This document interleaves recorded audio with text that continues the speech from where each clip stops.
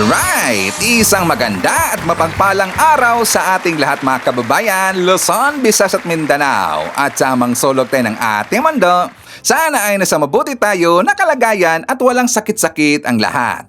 Ito po si Sir Evan mga kababayan at welcome back dito sa ating YouTube channel. Okay, so mga kababayan ko, as usual, before tayo mag-start, i-welcome muna natin ang ating mga bagong viewers, mga subscribers at mga followers dito sa ating channel. Thank you so much na nagustuhan ninyo ang ating channel.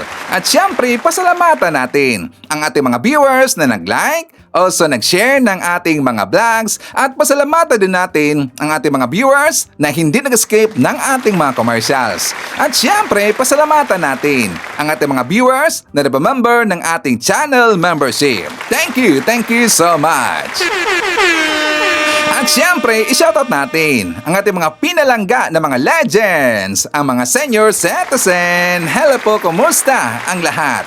Then also, i-greet natin ng happy birthday si Carl Andro Tanyongon. Siya ang anak ni Please Bagminat. Actually, itong pamilya Tanyongon, very familiar sa akin. I'm sure, maraming beses ko na itong na-shoutout dito sa ating vlog, di ba? But anyways, again, happy birthday kay Carl Andro Tanyongon. At syempre, i-greet natin ng happy 13th birthday kay Rachel Trian. Siya ang apo ni May Agnes Stoching na nandyan sa Dubai, UAE. At syempre, i-greet natin ng happy birthday ang lahat ng mga viewers na nag-birthday ngayong araw. Happy birthday! At syempre mga kababayan ko, hindi natin kakalimutan, i-acknowledge natin ang ating top 5 commenters, ang ating mga viewers na may maraming na i-comment dyan sa baba sa ating comment section doon sa ating last vlog. At nandyan sa ating listahan, ang nanguna po, si Sam Pagita. Meron siyang 43 na mga comments. Nandyan din si Joy Manipes, meron siyang 32 na mga comments. GC Reynes, meron ding 32 na mga comments. Nandyan din si Phil Macabato, meron siyang 23 na mga comments. And Uzay Neti, meron siyang 15, lahat ng mga comments. Okay, so thank you so much. Okay, so mga kababayan ko, before natin i-announce kung sino ang nanalo sa ating pa-contest na most like comment, atin muna akong pag-uusapan itong si Sara Duterte. Kasi nga marami na pong excited.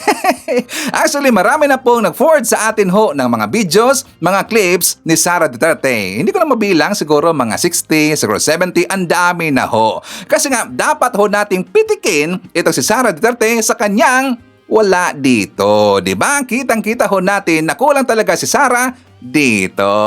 Ang daming alam ho ni Sara ng paninira, di ba? Marami siyang alam kung paano tigiin yung tao.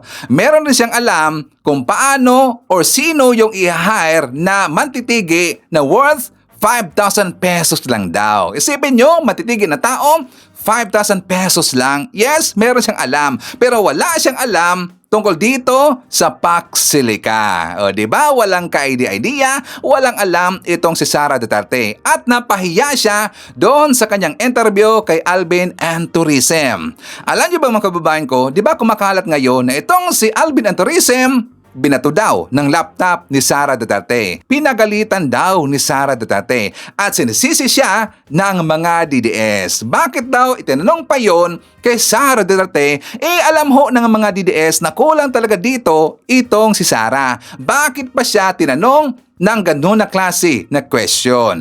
Ano daw ang kanyang masasabing tungkol sa Pax Silica? Wala siyang naisagot, wala siyang idea, no comment siya. Pero ang palusot ho ng mga DDS, sarcasm lang daw ang ginawa ni Sara. Naging sarcastic lang daw ang sagot ni Sara Duterte na hindi daw natin naintindihan. Hindi ba natin naintindihan? Di ba gunggong talaga ginawa pa tayong tanga at bobo ng mga DDS. Yan ho ang kanilang script. Diba? The other day. Yan ho ang kanilang script. At hanggang ngayon, yan pa rin ho ang kanilang mga sagot dyan sa inyong mga pang-aasar tungkol kay Sara, dyan sa ating comment section at doon sa ating mga post sa Facebook natin. Diba? Sarcastic lang daw at hindi daw natin naintindihan yung pagiging joker ni Sara Duterte. Kaya lang, may vlog itong si Jojo de Guzman Connect TV kahapon. Anong vlog niya, Sir Ivan? Hindi ho nagtugma ang kanilang mga script. Nakabuhol-buhol ho. Kasi ang sabi ni Jojo Connect TV, na dito niya inamin na hindi talaga alam ni Sara Duterte ang tungkol sa Pac Silica. Kasi itong proyekto na to na Pac Silica, ito ay newly introduced sa ating bansa. Newly introduced daw na thing. Yan sabi ni Jojo Connect TV. Ito ang ating ebidensya. Tinatawanan nila si VP Sara dahil daw hindi niya alam at wala siyang idea sa Pac Silica. Natural, it's understandable. Bakit? Itong Pac Silica ay newly introduced thing. So ibig sabihin, maaring ang iba sa atin ay bago pa ito at hindi pa alam ang about dito. Any thought po about sa Pac Silica na balak po itayo sa Pilipinas? Ano na? Pac Silica. Yung Pac Silica. Pac Silica? Hindi ma'am, Pac Silica.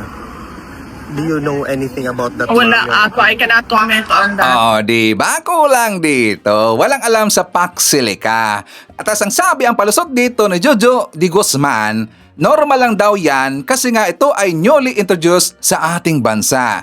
Newly introduced ba sa ating bansa, Jojo Connect TV? Isang buwan na ho yung pinagdidebatihan, di ba, ng mga expert, ng mga analyst, ng mga negosyante, ng mga estudyante. Even ang mga estudyante alam na alam nila ang Pac Silica. Pero ito si Sara Duterte, walang alam, 'di ba? Kasi nga itong si Sara Duterte ang kanyang alam lang kung paano sirain ang ating gobyerno. Paano manira kay President BBM at saka sa pamilya Marcos. Ang kanyang alam lang kung paano bodolin ang ating mga kababayang mga Pilipino. 'Di ba? Ang pagrarally, kung paano tumigi ng tao, paano mag-hire ng isang mantitigi na worth 5,000 pesos lang. Yan lang ang kanyang alam. Pero sa concern sa Pilipinas, wala siyang alam. Bakit? Kasi wala siyang pakialam sa bansa natin. Maraming beses na ho yan at saka ilang buwan na ho yang pinagdidebatihan doon sa ibang bansa. Dito sa ating bansa, isang buwan ho yan na pinagdidebatihan. Siyempre, meron po mga concern dyan, included me, may concern din po tayo. Pero ako po ay fully support kasi meron pong natanong sa atin tungkol dito sa Pac Silica. Maraming natanong kay Sir Ivan. Nasabi nila, ano daw ang aking stand dito sa Pac Silica? Ako, 100% ho. 100% ang aking suporta sa Pac Silica. Kasi in my opinion, katulad rin po yan doon sa nangyari sa Bataan Nuclear Plant, 'di ba?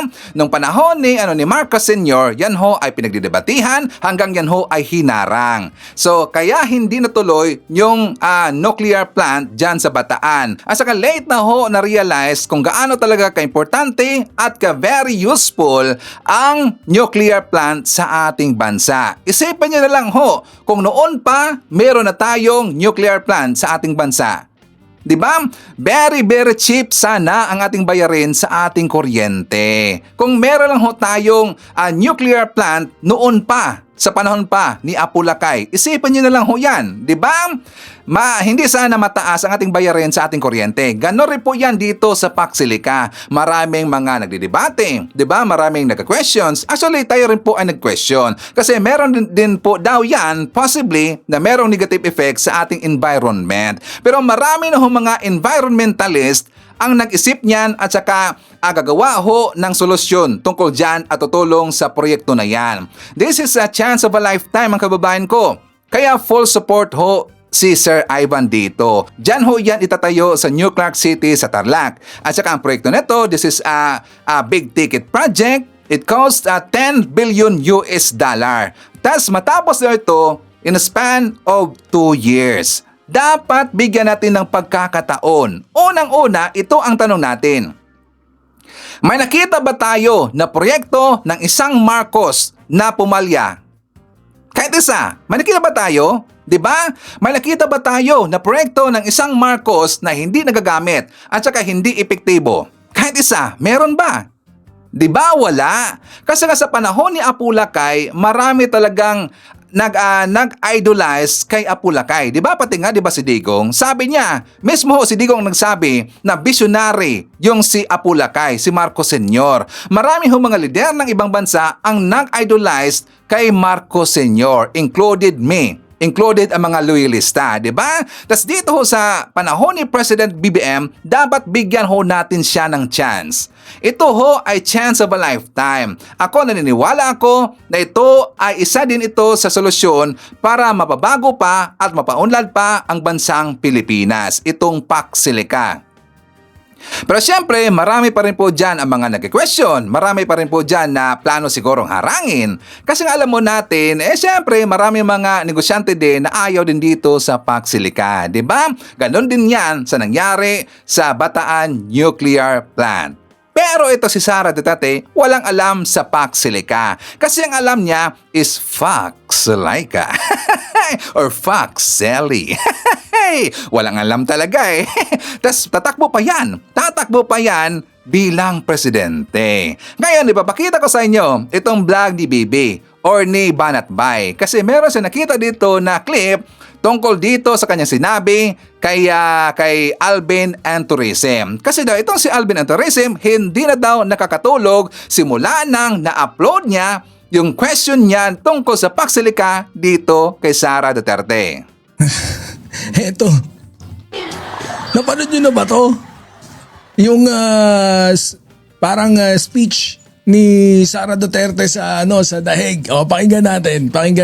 It's about dun sa Alvin Tourism ba yun? No, hindi raw pinatulog sa Sara Pax Silica. Pakinggan natin yung palusot.com nila. Thank you kay Alvin and Tourism dahil siya ang ginulo ko para magawa ang rally natin ngayong araw na ito. And Alvin, na nawalan ng tulog dahil sa Pax Silica.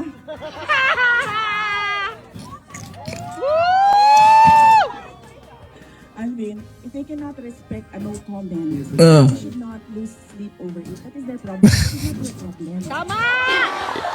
Bakit kailangan na-stress sa'yo? Bakit ikaw ang na-stress sa kanila?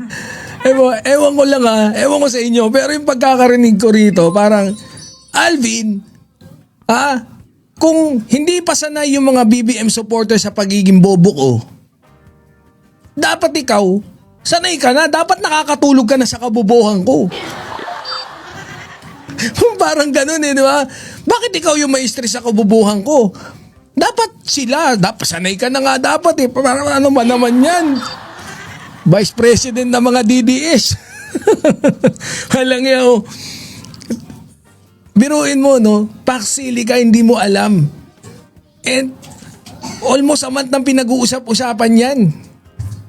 Isang malaking potential na proyekto kung hindi mo pa man yan gusto. O isang malaking potential na proyekto para sa ating bansa. Wala kang alam. Tatakbo ka pa niyan, Tatakbo ka pang presidente niyan. Walang yaw. Ito ang malaking ebidensya natin na mas may utak pa at marunong mag-isip ang mga estudyante kaysa kay dito, kay Sara Duterte. Diba? Tapos gusto pa ni Sara Duterte na tayo yung may stress sa kanya. Alam nyo, ito talaga ang pambubudol ng pamilya Duterte. Hindi kasi nila iniisip na ang nakasalalay dito ay bansang Pilipinas. Wala silang pakialam na katulad kay Robin Padilla ang magiging isang presidente ng ating bansa. Di ba, Gonggong? Talaga walang pakialam. Kasi nga, ang pakialam lang nila dito kung paano magkaka. Di ba? Kasi meron hong mga funders sa kanilang likod. Itong si Sara Duterte, tuta lang ho yan. Tuta lang ho yan, di ba? Kahit wala dito, ginawa siyang tuta. Well, makes sense. Talagang gagawing tuta yung wala dito. Diba? Sakto ba si Sir Ivan? Diba, DDS? Nakakatawa talaga So mga kababayan ko, doon rin sa sinabi niya na meron siyang ma-hire daw na mangganunan na worth 5,000 pesos lang daw. Diba? Tingnan nyo kung gaano kagunggong at saka may utak kriminal itong si Sara Duterte. Alam na alam niya yung tungkol sa ganyan. Tapos mapapaisip tayo, ganon lang ba ka-cheap ang buhay ng isang tao? 5,000 pesos lang para gumanon ho at saka tumigi ng tao, di ba? Tapos meron ng alam itong si Sara Duterte. Meron siyang example. So ngayon, ang kanyang palusot na naging splice daw yung video. Hindi naman kasi ito question sa kanyang sample na kanyang asawa meron dang mistress. So kaya niyang mag-hire daw ng isang ganon para ipatigi yung mistress. Di ba? Alam nyo, yung lohika ni Sara Duterte ay mali yun. So, ano ba ang dapat Sir Ivan? Ang dapat ipatigin niya yung kanyang husband. Hindi dapat yung mistress. Kasi yung husband niya, yung nag-influence doon. Di ba? Yung nang-inganyo doon sa mistress. Dapat yung kanyang husband ang ipapatigi doon. Di ba? Sakto ba si Sir Ivan? Hey! Syempre, iba-iba tayo ng opinion Pero para sa akin, yun ang dapat. Di ba? Pero ang question dito, bakit maraming alam si Sara Duterte ng mangganunan at mangganunan? 'Di ba? 'Yon ang question doon, hindi ang kanyang example. 'Di ba? Gonggong talaga So anyways, before tayo mapapatuloy sa ating talakayan, atin muna hong i-acknowledge at saka i-shoutout or i-announce ang nanalo sa ating pa-contest na most like comment. So siya nga pala, doon sa ating mga bagong viewer, ang ating pong pa-contest ay meron pong premyo yan. 250 pesos, ipapadala natin through GCash. Okay? So baka hindi nila alam. So ang nanalo sa ating pa-contest ngayong araw ay galing ho sa comment ni Jessie Reynes. Kasi meron pong 54 lahat na nag-like sa kanyang comment. Kasi sabi niya, uunlad ang Pilipinas kung tayo ay magtutulungan. Which I agree. Yan naman talaga dapat ang susi. Tayo dapat ay magtutulungan. Kaya lang itong mga DDS gonggong opposite sila na mag-isip. Ayaw nilang tumulong sila sa kanilang mga poon kung paano sisirain ang bansa natin. Yan ho ang kanilang ginagawa. So tama ho ang sinabi ni GC Reynes, uunlad ang Pilipinas kung tayo ay magtutulungan. Gising mga kababayan, be patriotic. Pero ang mga DDS, itong mga DDS China Tour, ayaw nilang tumulong sa atin kasi gusto nga nila makuha ho ng bansang China ang ating pag-aari, ang West Philippine Sea. Okay? So, congratulations kay Jessie Reynes. So, alam na siguro niya kung paano i-claim ang ating premium. Okay? So, ang second, meron ding maraming nag-like sa kanyang comment ay ganun pa rin ho. Galing sa comment ni Jessie Reynes. Kasi ang kanyang comment ay meron pong 46 lahat na nag-like. Kasi sabi niya, let us appreciate our PBBM sa kanyang masigasig na pagtatrabahong walang humpay. O, di ba talagang very hardworking ho si President BBM. Pero yung kanilang poon na isang BP, walang kwenta. Loling hayaw lang ang kanyang trabaho kung paano manira kay President BBM. Kung paano mantigi ng tao. Yon ang kanyang trabaho. Again, congratulations kay Jessie Reynes.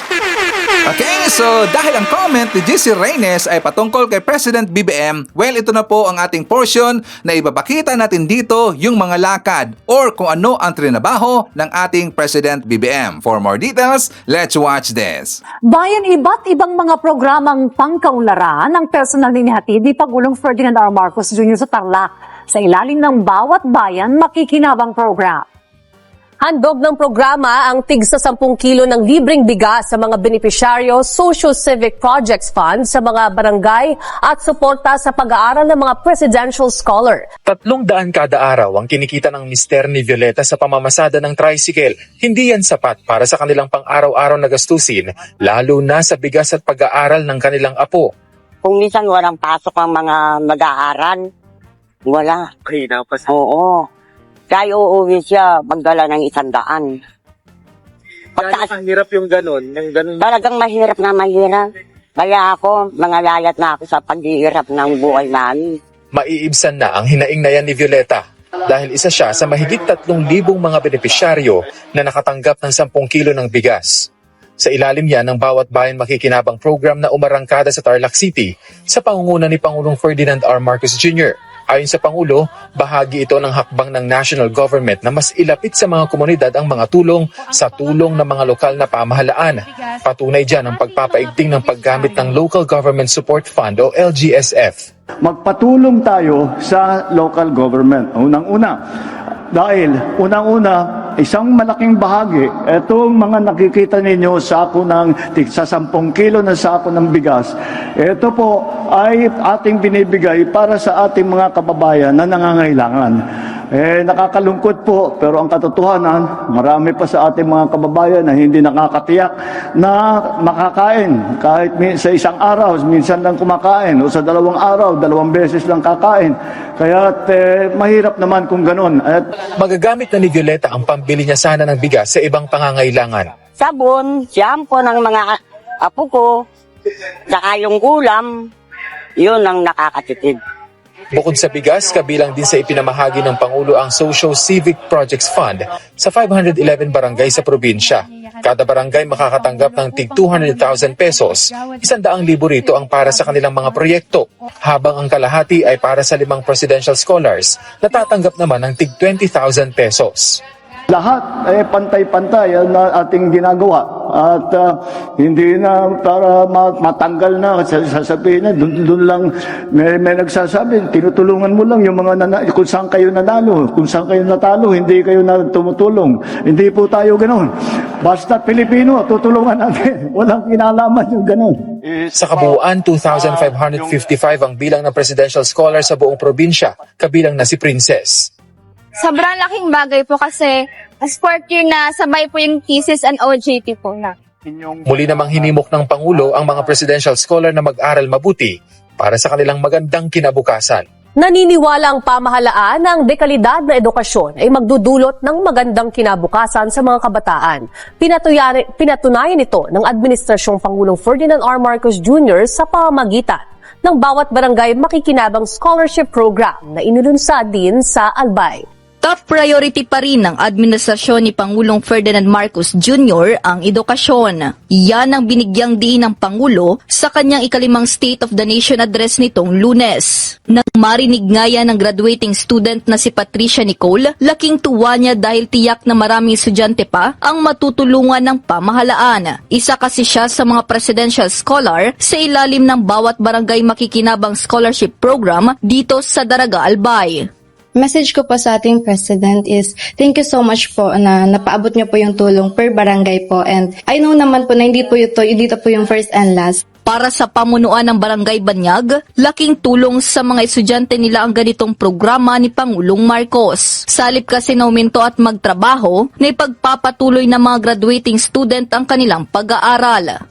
Ang priority namin talaga yung estudyante na incoming fourth year na pwedeng hindi na makapagpatuloy dahil sa kahirapan, pero because of the siguro na educational assistance ni Presidente, ay malaking tulong ito sa kanila. Humanga naman ang Daraga LGU sa inisyatibo ng pamahalaan na patuloy na suportahan ang sektor ng edukasyon. Ramdam kasi ng LGU ang mga programang naglalayong mapalawak ang pagkakataon ng mga kabataan na makapag-aral at makapagtapos. Dakulang tabang asin siyempre salamat kay PBBM so iba pa dahil na mamatayan kaya lang dahil nahihiling nila sa mga proyekto kang sa tuyang national government. Pero magayon ang mga proyekto kan sa tuyang presidente. Dahil sa inilatag na programa at plano ng Pangulo sa kanyang SONA, mas marami pang kabataang Pilipino ang makikinabang sa mga programang pang-edukasyon upang magkaroon ng mas magandang kinabukasan. Salamat, Mr. President. Salamat, taxpayers. Naasaang lalo pang mapalalakas ang food security ng bansa sa pamagitan ng pagpapaunlad sa sektor ng pangisdaan. Bahagi ng hakbang na ito ang modernization ng mga pangisdang infrastruktura, kabilang ang bagong ayos na fish port sa Saul, Pangasinan na personal ng inspeksyon ni Pangulong Ferdinand R. Marcos Jr. Bumiyahe sa Pangasinan si Pangulong Ferdinand R. Marcos Jr. ngayong araw para inspeksyonin ang Sual Fish Port sa Barangay Poblasyon sa bayan ng Sual. Isa ang Sual Fish Port sa mahahalagang pangisdaan sa Northern Luzon na nagsisilbing daungan at sentro ng kalakalan ng mga huling isda mula sa Lingayen Gulf, West Philippine Sea at Ilocos. Kasama ng Pangulong nag-ikot sina Agriculture Secretary Francisco Chu Laurel Jr., Philippine Fisheries Development Authority Acting General Manager Attorney Glenn Pangapalan at mga opisyal ng lokal na pamahalaan. Pinuntahan ng Pangulo ang mga bagong pasilidad ng fish port kabilang ang mga cold storage facilities, fish processing areas kung saan makikitang dinedebone ang mga bangus at iba pang mga in-upgrade na pasilidad na layuning mapabuti ang proseso ng pag-handle ng mga isda mula pagkahuli, pag-iimbak hanggang sa distribusyon nito. Nakipagkumustahan din ng Pangulo sa mga mangingisda at iba pang kabahagi sa operasyon ng fish port bago rin siya nag-ikot sakay ng isa sa mga sasakyang pandagat ng Bureau of Fisheries and Aquatic Resources o BFAR.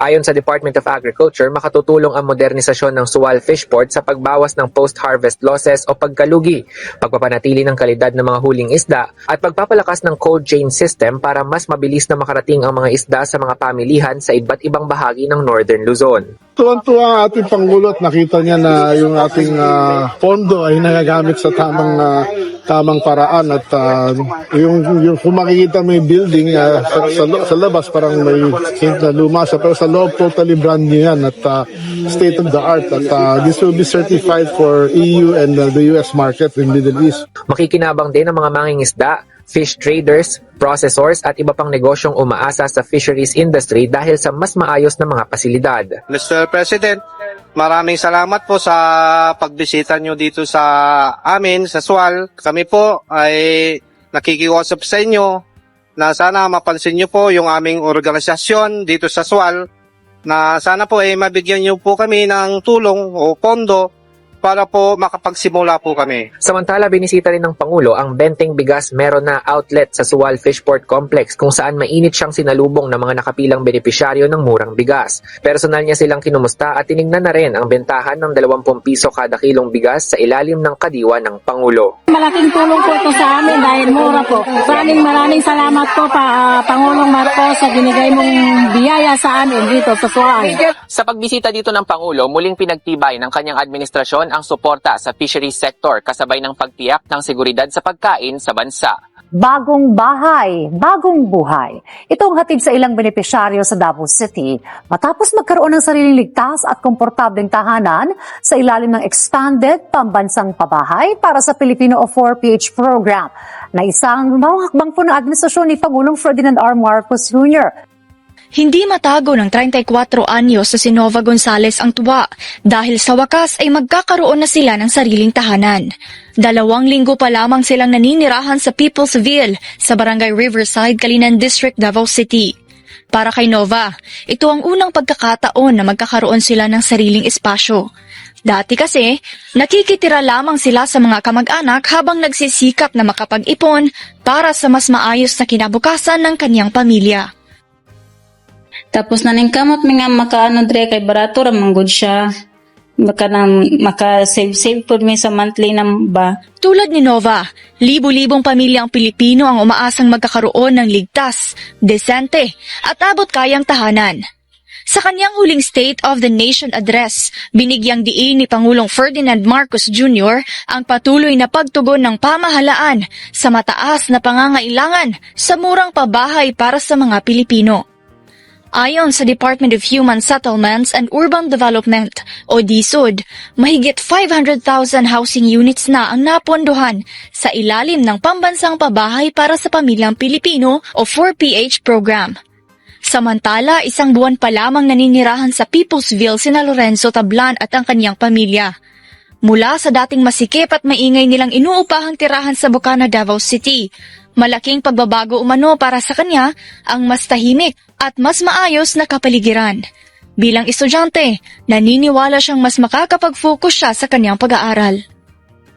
Kung ikumpara siya sa dati sa among girentahan, the area is squatter medyo ang area, no? So medyo saba siya, disorganized, there are cars honking, there are motors honking. So medyo saba siya ko. Pero kung diri namagod sa layo, so na ang layo po siya sa dalan, murag niya ang tao po kay ano sila kanang mas discipline sila dire ba kay maulaw man kay tapad-tapad rang units. Inaasahan din ni Lorenzo ang pagkakakumpleto ng mga amenities sa komunidad, kabilang na ang basketball court, commercial strips at iba pang pasilidad na lalong magpapaganda sa kalidad ng pamumuhay ng mga residente.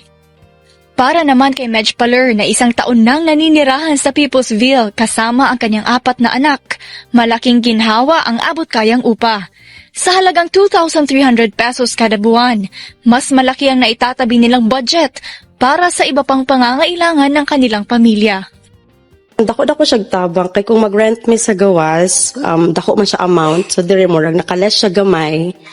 Good kay gamay raman among monthly karon. Kanang sana mahapsay ra ang tanan, wala problema nga kung say na anda na ana sila mo lang ang presyo. Para sa mga pamilyang katulad nila, ang isang tahanan ay higit pa sa isang bubong na masisilungan. Ito ay simbolo ng katatagan, seguridad at pag-asa. Isang lugar kung saan maaaring mangarap ang pamilya at magsimula ng mas magandang kinabukasan. Oh, di ba? Ang ganda ng mga programa at mga proyekto ng Marcos administration. At yan ho ay pangunguna ni President BBM. Palakpakan naman natin si PBBM. Okay, so dito tayo sa mga DDS Chinator. Ano yan, Sir Ivan? Tungkol kay Senator Pia Cayetano. Kasi itong si Pia Cayetano, may plano ho yung isang grupo na siya ay filean ng ethics complaint. At possibly, siya ay ma-impeach. Kasi tungkol ito doon sa kanyang ipinakalat na spliced video tungkol sa speech ni Representative Chil Jokno. Tas sabi pa ni Senator Pia Cayetano na wala daw ebidensya. Ito ang ating balita. Inireklamo ng isang women's rights group si Senador Pia Cayetano dahil sa kanya umanong post na nakasisiraan nila sa kumpiyansa ng publiko sa integridad at pagiging patas ng Senate Impeachment Court. Sa inihain na reklamo sa Senate Ethics Committee, sinabi nilang mapanlin lang ang pinalalabas sa post ni Cayetano na humihingi ang prosekusyon ng sabpina kahit wala umanong ebidensya. Ang controversial na post na ito na shinare ni Senator Judge Pia Cayetano binatikos sa pagiging misleading o mapanlin lang umano. Nagbabaka sakali lang, baka may makuha tayo dito. So ano makukuha natin, figuring all the subpoenas you're requesting? The evidentiary facts, Your Honor, that we're not yet hindi pa nakita ng House. So nagbabaka sakali din. Ang puna sa video ng impeachment trial ni Vice President Sara Duterte, hindi buo at nakasplice daw o putol-putol, kaya nawala sa konteksto ang sinabi ni House Prosecutor Chil Jokno. Kanina isang reklamo ang inihain laban sa senadora sa Senate Ethics Committee ng grupong Every Woman, grupo ng mga women's rights advocates. Kasama sa grupo si dating Commission on Higher Education Chair Patricia Licuanan at University of the Philippines Professor Jean Franco. Sa sulat na ibinigay ng Every Woman kay Senator Tito Soto III, Chairperson ng Senate Committee on Ethics at Privileges, sinabi nila na sa pagtanggal ng eksplanasyon ni Jokno na may tiyak silang mga bank accounts na gustong ipasabina, pinalabas daw ng senadora na humihingi ang prosekusyon ng record ng walang ebidensya. Naglagay pa raw ng text na nagbabaka sakali lamang at wala mga ebidensya pero nag-aakusa na. Kung papanoorin ang diskusyon sa pagdinig noong July 20 sa pagitan ni Senador Alan Cayetano at Chil Jokno, pinapaliwanag ni Jokno na may tuturing lamang na fishing expedition ang ginagawa ng prosekusyon kung hindi nito alam kung ano ang hinahanap na ebidensya. And yung tinutukoy po ninyong fishing expedition, yun ay maaring sabihin natin nangyari kung only if the party requesting the evidence or documents ay nagbabaka sakali lang, baka may makuha tayo dito. In our case, I have to disagree that there was any sort of fishing expedition because based on what the Committee on Justice and later the plenary of the House found was sufficient, there was enough cause to proceed with the case. Sabi pa ng Every Woman, ang ginawang ito daw ni Cayetano paglabag sa tungkulin niya bilang abogado at senator judge na nagsasabi na hindi dapat gumagawa ng labag sa batas, dishonest sa sinungaling, immoral at mapanlinlang o deceitful na gawain.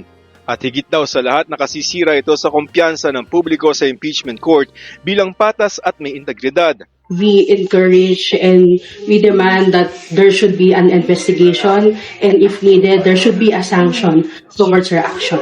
Hinihingan pa namin ng reaksyon tungkol dito si Senador Cayetano pero bago ang paghahain ng complaint laban sa senadora, nagkaroon kami ng pagkakataong matanong siya tungkol sa issue. Would you like to comment sa issue niyo kay Jokno?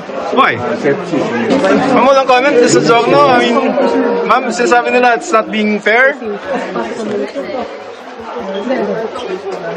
Ayon naman kay Ethics Committee Chair Tito Soto, tatalakayin ito ng kanyang komite sa August 6. Hiwalay daw dito ang impeachment court. Kaya nga, yan ang rason natin kung bakit marami pa rin hong mga nabudol na mga DDS. Kasi yung mga poon nila, yung mga sinusuportaan nila ng mga politiko, binubudol kasi sila, di ba? Naniwala naman kasi kaagad. At saka hindi tinitingnan kung ano yung ipinabakalat na video ng mga DDS. Kung ano ang sasabihin ng kanilang poon, maniwala kaagad, di ba?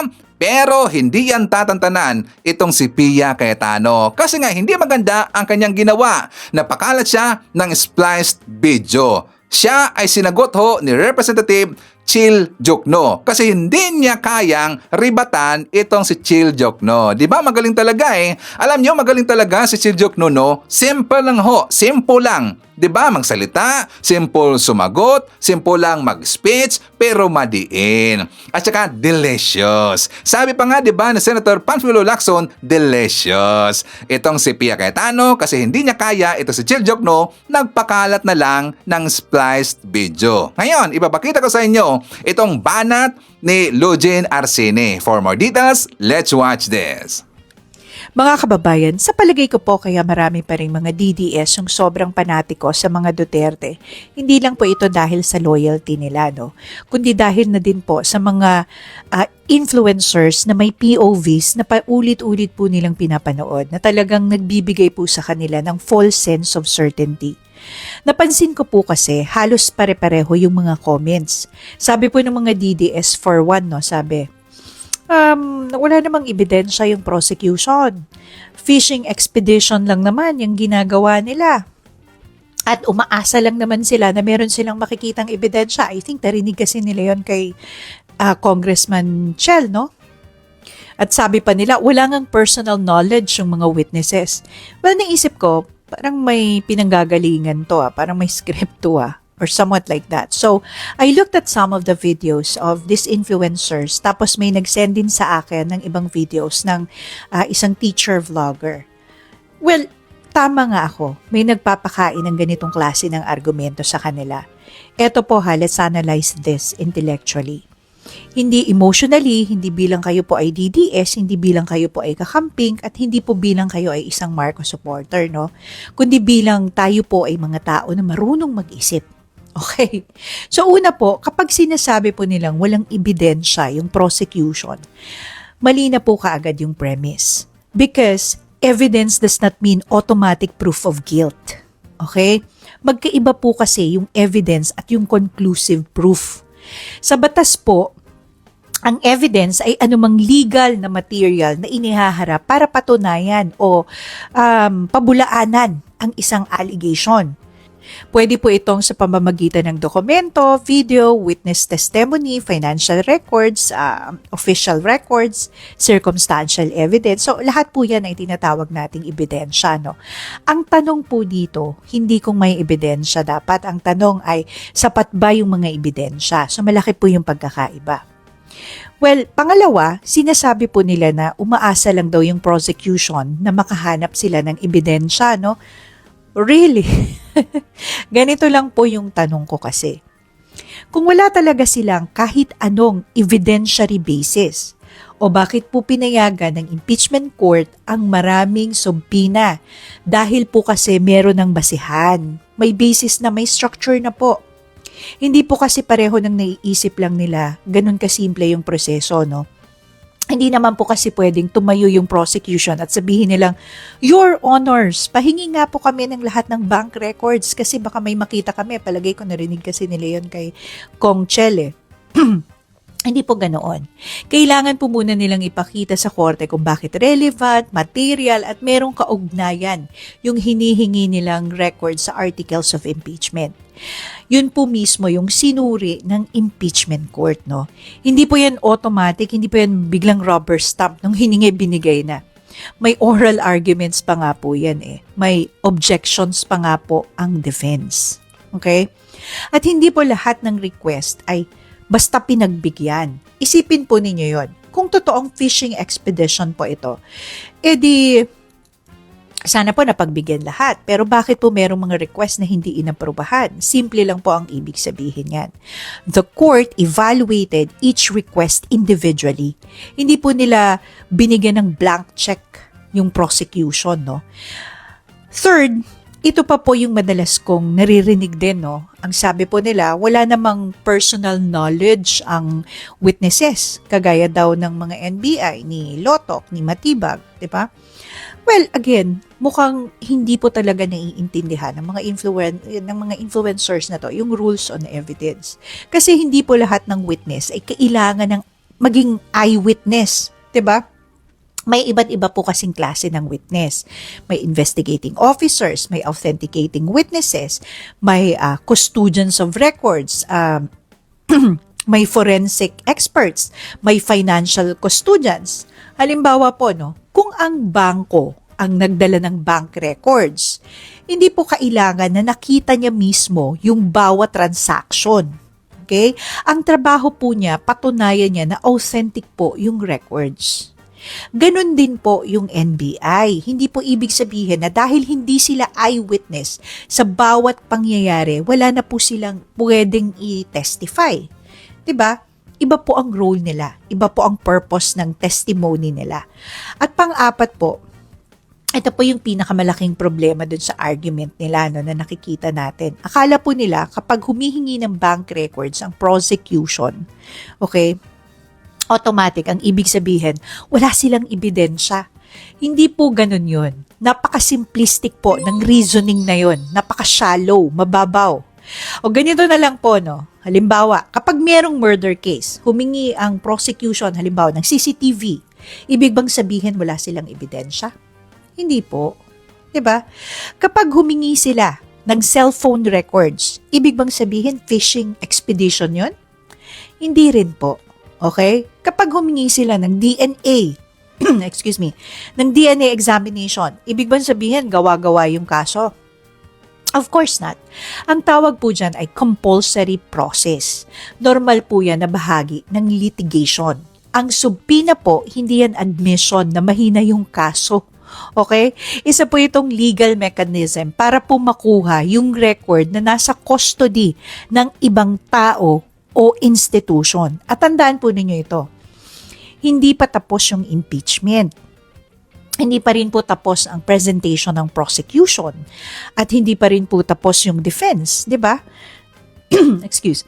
Hindi pa po tapos yung deliberation ng senator judges. Okay? So, paano po ninyo nasabing walang ebidensya? Okay? Ang mas tama po sigurong sabihin ninyo ay kung hindi pa ako kumbinsido na sapat na yung ebidensya. Magkaiba po kasi yun. Because saying there is no evidence is factually incorrect. Saying that the evidence may not yet be sufficient to convince you is a legitimate legal opinion. Napakalaki pong pagkakaiba. Napakalaking difference. Kaya minsan, hindi ko talaga masisisi yung mga ordinaryong DDS, no? Kasi kung araw-araw ka namang pinapakain ng maling mga legal analysis at kung ano-anong narratives, paulit-ulit, eventually, aakalain mong iyon na talaga yung tama, yun na talaga yung batas, na tama nga sila, na may punto nga. Pero ang batas po, hindi nadadaan sa dami ng views, ang dami pa namang followers at views ng mga DDS influencers, no? Kaya mga malamang yung ibang influencers, they chose to be DDS. Not because of principle, but because of easy access to followings and views. And malamang marami sa kanila ang yung totoong sinasabi ninyo na baka bayad, di ba? Ikaw ba naman yung may iuta ka naman o matalino ka naman, alam mo naman dapat yung tama at mali, sige ka pa rin, di ba? Eh di malamang meron kang incentive. Also, hindi rin po yan nadadaan sa lakas ng boses ng influencer. At lalong hindi po nadadaan sa paulit-ulit na propaganda.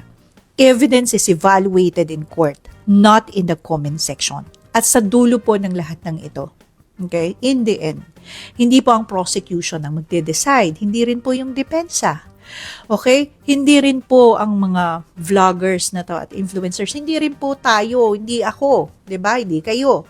Ang impeachment court ang magpapasya kung sapat ang kabuuan ng ebidensya na naiharap sa kanila. And I hope that they will do it fairly and just for the future of the Filipino people. At iyan po ang pinakamahalaga na bahagi ng due process. Kaya, bago po tayo maniwala sa mga linyahan nilang wala namang ebidensya, 'di ba? Siguraduhin po muna natin na alam natin ang tunay na ibig sabihin ng salitang ebidensya o evidence, because there is a huge difference between there is no evidence and the evidence has not yet convinced me o hindi pa sapat para makumbinsi ako, 'di ba? Ganon. Pero meron pong ebidensya. Okay, so the other one, you call it propaganda. The other one is a legal opinion. At yan ho ang isa sa dahilan kung bakit kumakapit na lang itong mga DDS sa mga pagbabanta, sa mga ad hominem, sa mga pang-aakusa, kasi nga kulang sila sa kaalaman Blind kasi sila. Kasi nakaasa na lang sila doon sa mga sasabihin na kanilang mga pinapanood na mga trolls, mga vlogger, or mga DDS cronies. Doon sila kaagad naniniwala. Diba? Kaya wala silang alam. Kapag meron kang mga naratibo or mga sagot sa kanilang mga post na mga paninira, ano ang sasabihin nila? Diba? Nakatanggap ka ng maleta, binabayaran ka, adik ka, bangag ka, kasi daw sinuportaan mo yung Marcos admin. Diba? Hanggang dyan na lang sila. Bakit? Kasi kulang sila dito. Diba? Nagagalit sila at talagang pumipitik ang kanilang mga tega kapag ating niriribat. Ilalo na kapag meron tayong mga hawak na mga ebidensya, mga screenshots, mga videos na pwede nating ipangsampal sa kanilang mga fake news, nagagalit sila. Kaya dyan na lang sila kumakapit. Diba? Pagbabanta, ad hominem, at saka yung mga pang-aakusa na wala namang katuturan at wala namang ebidensya. Diba? So anyways, before tayo magpapatuloy, mamaya pag-uusapan natin itong si Petra Cayetano. Atin mo na hong i-acknowledge at saka i-shoutout ang ating mga suki at mga early birds. So nandyan sila, kasama natin si Island Touch, Maricruz Hernandez from North Carolina, USA. Nandyan din si Gina G, Phil Macabato, Marie Usta, Florifigo Mapa. Nandyan din si Norma Antido, Haitsu Anet Alegre, Bibian de Vera, Elmira Yulbridge. Nandyan din si Gloria Marquez, Walter Romano, Jean Rabara from UK. Nandyan din si G. Angeles, Evangeline Borgonyo, Narcisa Tablarin. I-shoutout natin si KJ To Cervantes TV, Aurora David, Shirley Esteras, and hi to Sir Jaime Garcia na nandyan sa Nottingham, UK.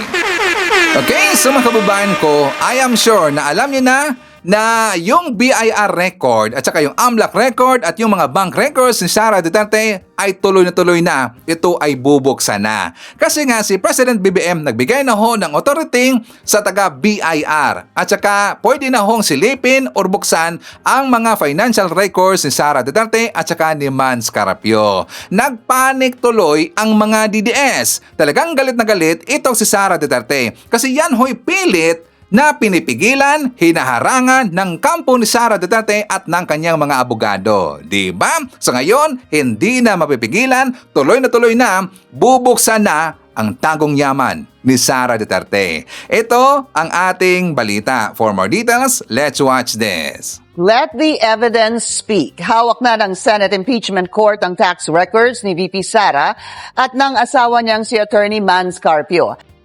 May go signal ni Pangulong Bongbong Marcos ang pagpapadala ng financial records ni VP Sara sa Senate Impeachment Court.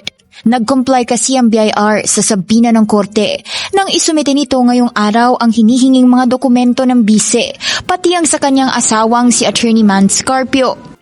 Kung ano ang sinasabi ng batas, kung ano ang proseso, susunod po ang Pangulo. So kung yan ang sinasabi po at kinakailangan na magbigay siya ng kanyang approval sa BIR para mabuksan ang tax records nila VP Sara at ni Atty. Mans Carpio at ito naman ay para sa katotohanan. Hindi niya po ipagkakait ang katotohanan sa ating mga kababayan. Sakaling tawagin daw itong politically motivated ng mga kritiko, sagot ni Yusek Castro, tumutupad lang ang Pangulo sa proseso. Sa ilalim ng National Internal Revenue Code, kailangan ng utos ng Pangulo bago mabuksan para sa inspeksyon ang income tax returns na nasa pangangalaga ng BIR. Dati na rin nangyari sa impeachment trial ni former Chief Justice Renato Corona na humingi noon ng permiso si ex-BIR Commissioner Kim Henares kay Pinoy para iharap ang subpoenaed tax records ng dating punong mahistrado. Matatandaang iniutos ng Senate Impeachment Court ang pagsubpoena sa BIR, Anti-Money Laundering Council at ilang mga bangko kaugnay ng financial records ng bise. Hiniling kasi ito ng House Prosecution para sa pagtalakay ng umano'y unexplained wealth ni VP Sara at mga kwestiyon sa kanyang SALN at business interests. Bukod sa BIR, nag-comply na rin ang ilang bangko gaya ng BDO Unibank, PS Bank, Metrobank at Security Bank. Bilang due diligence, nasa Senado si Kabataan Party List Representative Rene Co para tiyaking turned over ng maayos ang financial records. Now is the time that we let the evidence be heard. We let the evidence speak. Konti na lang we will be getting that clearer, fuller picture ng yaman ni VP Sara Duterte. Una nang sinabi ng prosekusyon na sa isang AMLAC report, nakasaad na lumampas sa 3 bilyong piso ang financial activity ni Duterte mula 2007 hanggang 2013, panahong nagsilbi siya bilang Vice Mayor at Mayor ng Davao City. Lumakas o nag-intensify pa raw ang financial movements sa pagitan ng 2009 to 2013 na may consistent na high totals umano na higit 400 million pesos. Sa panig ng mga senador, hindi na raw kailangan pang magsoli ng Senate Impeachment Court ng financial records sa mga ahensya, gaya ng dating ginawa nila bago pa magsimula ang trial. Ngayon, with the approval of the President, then ibig sabihin, namin silipin yun kasi meron akong basbas. Wala po sa Malacanang. The senator judges wants to find out na kailan ba nag-umpisa ito, yung kanyang wealth, di ba, yung yaman, magkano na ang kinita niya over the past several years. So, importante po yun. No comment naman ang depensa ng bise sa pagdating ng mga dokumento sa Senado. O ayan, napapansin na at nararamdaman na ng mga DDS ang resback ni President BBM, di ba? Napansin ba natin, lumalaban na ho si BBM. Simple lang, di ba? Lumalaban na ho si President BBM. Ngayon, natikman na nila ang kamandag ng isang magaling na presidente. Kasi nga binabastos nila lagi, di ba? Nilalait nila, inaalipusta nila. Pero si President BBM wala siyang problema sa mga paninira sa kanya. Kaya lang, itong mga DDS sumusobra kasi. Di ba lagi binabanatan si F. Elisa? Ginagawan ho ng mga piki ng mga balita. Ginagawan ho ng mga piki ng mga video. Talagang tinitira. Talagang below the belt na ho ang kanilang paninira kay F. Elisa at saka kay President BBM. So ang nangyayari ngayon, puno na ang salob. Kailangan ng kalusin. So ngayon, ito na mga DDS. Galit na si President BBM. Tinuluyan na itong si Sara Duterte. So ang mangyayari, ito ay kaabang-abang ang mangyayari sa next impeachment trial ni Sara Duterte kasi malalaman na natin kung ilang billions ba? Or baka trillions ang tagong yaman ni Sara Duterte. O, di ba?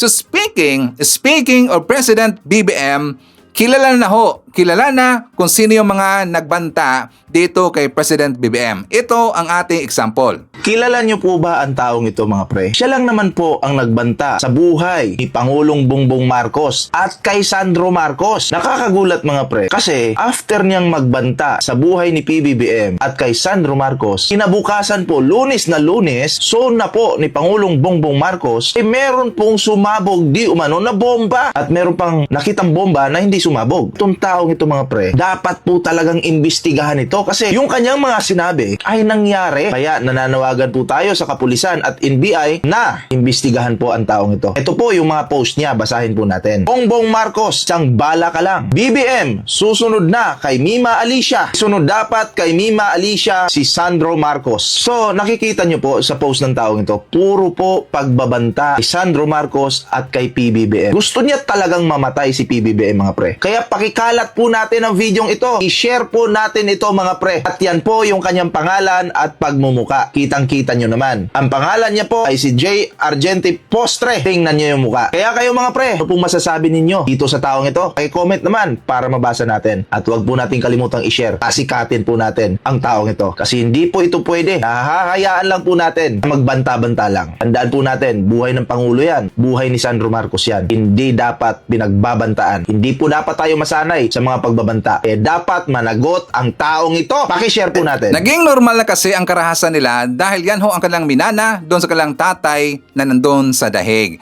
Yan din ang kanilang minana dito kay Sara Duterte. Diba? Kasi ganon ang kanilang mga lider, ganyan din ang kanilang mga taga-suporta. Diba? Gunggong talaga eh. Gusto nilang ipatigi si President BBM at saka si Sandro Marcos. Pero sila dito ang nakakarma. Diba? Nababaliktad. So ngayon forward tayo. Dito tayo kay Petra Cayetano. Kung nabasa nyo doon sa ating thumbnail na meron ng umatras. Diba? Sabi ko umatras na. Sinong umatras, Sir Ivan? Itong si Cayetano ho. Yes, gusto niya ng ceasefire. Gusto niya na magipag-ceasefire dito kay Senator Panfilo Lacson kasi hindi siya tinantanan ni Lacson.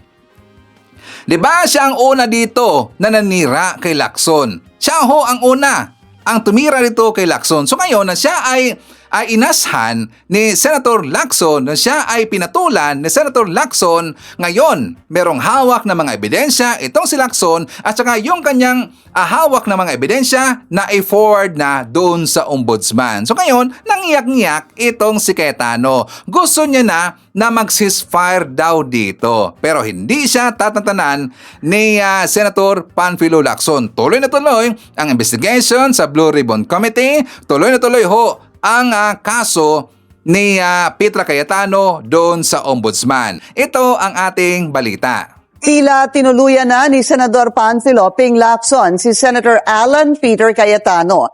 Dalawa umanong ghost project ang nadiskubre ni Lacson sa baluarte ni Cayetano. May hindi bababa sa 2 pinaghihinalaang ghost infrastructure project sa Taguig City. Ito ang ibinunyag ni Senator Ping Lacson. Patuloy niyang sinusuri ang umano'y 6.79 billion worth of budget insertions na iniuugnay kay dating Senate President Alan Peter Cayetano. Ayon kay Lacson, nakapagdokumento na ang grupo niya ng hindi bababa sa 2 case studies. Kapansin-pansin din umano ang dami ng mga slope protection at drainage project na karamihan ay nagkakahalaga ng tig 100 million. Pinagsama-sama, umaabot ang mga ito sa halagang 2.085 billion. Una nang ibinahagi ni Lacson na ilan sa mga proyektong sinusuri nila ay kinasasangkutan daw ng mga kumpanyang pagmamay-ari ng pamilya Diskaya, pero ipinatupad ng ibang contractor sa ilalim ng isang 5% royalty scheme.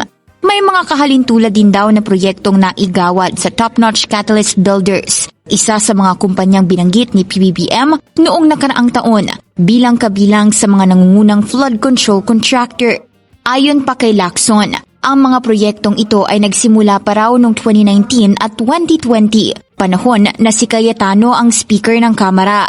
Sabi ni Lacson, ilan umano sa mga depektibong proyekto ang may overlapping spans na pwedeng nagbigay ng pagkakataon para sa umano'y kickbacks. May mga ghost project din umanong tinangkang kumpunihin.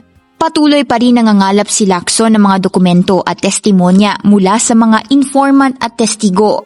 Layunin niya raw mapatunayan ang mga paratang tungkol sa budget insertions at kickbacks. Ayon kay Lacson, sa 70 projects na nakapaloob sa 6.79 billion peso budget insertions sa ilalim ng 2025 national budget, 68 na ang naipatupad habang ang 2 proyektong nagkakahalaga ng 75 million ay hindi pa nailalabas o hindi pa naoobliga ang pondo.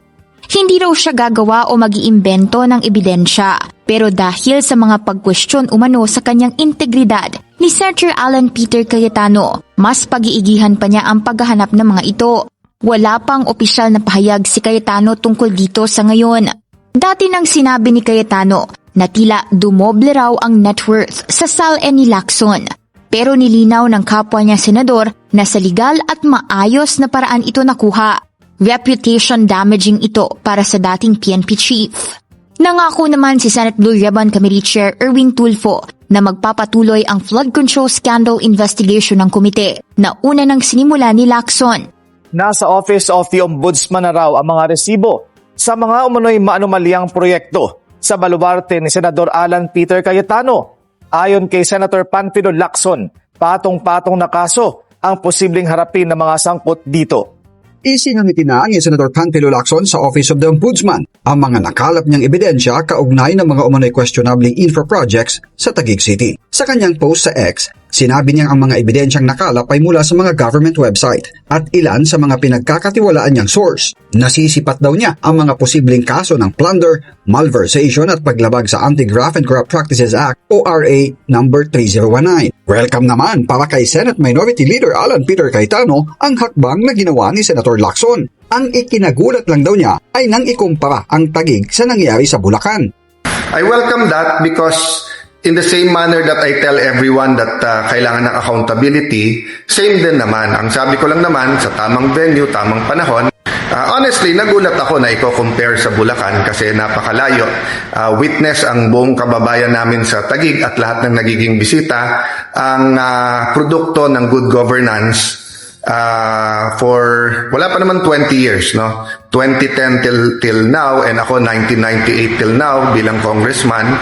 Pagtitiyak ni Cayetano, hindi siya papaapekto sa hakbang ni Lacson dahil kailangang tumutok sa trabaho at isa rito ang pagiging senator judge sa impeachment trial ni VP Sara. Walang ceasefire. Yan ang giit ni Senador Ping Lacson sa paglabas ng kanyang mga ebidensya sa mga umano'y maanumalyang proyekto sa Taguig. Maipipresenta raw ang ilan sa mga ito sa Senate Blue Ribbon Committee. May patikim na si Senator Ping Lacson sa mga nag-aabang sa susunod na pagdinig ng Senate Blue Ribbon Committee. Sa kanyang X-account, sinabi niyang ilalahad niya sa komite ang anyay delicious na bahagi ng mga ebidensyang kanya nang isinumite sa ombudsman. Ito ay mula sa 5 case studies na kanya umunong isinagawa sa mga infra projects sa Taguig. Sabi ni Lacson, walang ceasefire ngayong umarangkada na ang lahat. Pero mukhang matatagalan pa ang expose ni Lacson sa mga detalye nito. Hanggang ngayon kasi, wala pang sinusumiting listahan ng minority bloc kung sino-sino ang inonominate nila bilang miyembro ng Blue Ribbon Committee. Sabi ni Senator Erwin Tulfo, hanggat hindi napupunan ang lahat ng membership position, hindi makakausad sa anumang kailangang gawin. Mistula tuloy nabibihag o nahaharang ng minorya ang pag-usad ng mga investigasyon. Yun ho yung pananaw ko kasi parang wala pa ho sila binibigay ng names. Kaya nga po, ang promise naman ho yata kay SP na sasabit na po sila ng mga pangalan ng mga members nila. Sa plano naman ni Senator Ping na ilalahad sa Blue Ribbon ang ilang bahagi ng kanyang investigasyon sa Taguig Infra Projects, sabi ni Sen. Erwin, pag-uusapan pa nilang dalawa. Ako sabi ko si Sen Ping, ano ba daw, gusto mo mag-hear pa ba tayo rito? Kasi tatagal lang, mas mabilis na yun, di ba? Nasa ombudsman na kami dito, mag-iimbestiga pa, tsaka yung findings namin, sasabit natin sa ombudsman. Una nang sinabi ni Senate Minority Leader Alan Peter Cayetano na welcome sa kanya ang ginawa ni Lacson na pagpapaimbestiga sa ombudsman sa mga kinikwestyong proyekto sa kanyang baluarte para magkaalaman na. Dahil sa flood control scandal at parati itong paulit-ulit na binabanggit, kahit ang ating Pangulo, inuna po ito sa SONA kahapon, ibig sabihin po ito'y top of mind. So ang nangyayari po, everyone is praying. Sana Lord magbago Pilipinas. Sana may accountability. Sana lahat lumabas. And also because of that, on the toes, lahat ang pero naka-attention lahat ng politiko, whether very, very corrupt, not corrupt, corrupt. Kasi nga, alam na nandyan lahat ng mata. Sa kanyang FB Live kagabi, shinout out ni Senator Alan si DPWH Secretary Vince Dizon, kaugnay ng major reforms na kailangang ipatupad para hindi na maulit ang mga ghost project at substandard na infra project ng gobyerno. Di ba? Umatras ang bayag ni Petra Cayetano. Natakot ang itlog ni Petra Cayetano kasi nga si Senator Panfilo Lacson ang kanyang binangga, so ngayon hindi siya tinantanan. Alam mo natin, kapag si Lacson ang magsasalita, meron ho yang dalang mga ebidensya. Hindi yan basta-basta si Lacson na magsasalita nang walang hawak na mga ebidensya. So ngayon, ang nangyari, gusto ni Cayetano na mag-ceasefire. Gusto niyang umatras, pero hindi siya tantantanan ni Senator Panfilo Lacson. At meron ding napabalita, di ba, na sinabi rin niya ni Senator Erwin Tulfo na meron dang mga senador na nandyan sa minority group na gustong harangin ang isasagawa na investigation tungkol dito sa Taguig, tungkol dito kay Petra Cayetano. Hinarang. At saka nakiusap nila na hindi na lang daw pag-uusapan. Diba? Something's fishy. Iyakan ang mga DDS Chinator. Hindi kayo tatantanan ni Senator Panfilo Lacson. Diba? So anyways, kasama din natin, nandyan sila si Leia Baldemore from Paris, France. Hi to Miss Tokles from Las Vegas, Nevada. Ang kasama din natin si Lito Bungalan at saka hi sa Bungalan family na nandyan sa Muntinlupa City. Nandyan din si Tony de los Reyes, Marian Ramos, and shout out kay Ben Ramos. They are watching from Toronto, Canada. Hi to Joy Manipes, Abing Sulit, Shirley Risman, Evelyn Garcia. Nandyan din si Dante Calinaw from Milan, Godofredo Espirito, Leonardo Astillero. Nandyan din si Christy Socaldito. Hi to Jolly Ampoloquio. Nandyan din si Nino Piramo, Edes Alcantara, Benji Sumailo, Telma Ortez. Hi to MJ Gats 70 at nandyan din si Loie Acuna.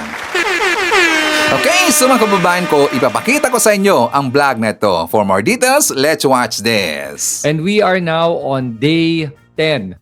At ngayong araw na to, ang Article 1 ang pinag-uusapan natin dito kung saan we are talking about the confidential fund use. Alam po nyo, itong araw na to, no? To be honest with you, when I watched it, it was unusual. Yun po yung ating word of the day.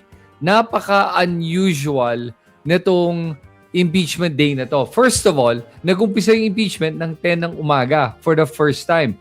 Kasi before today, ang ating impeachment ay usually around 2 p.m. nag-uumpisa. Pero pinalitan na yung schedule at ginawa ng 10 a.m.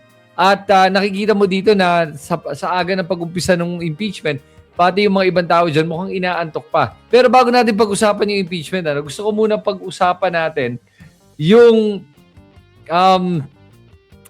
isa pang bagay na unusual para sa akin. Okay?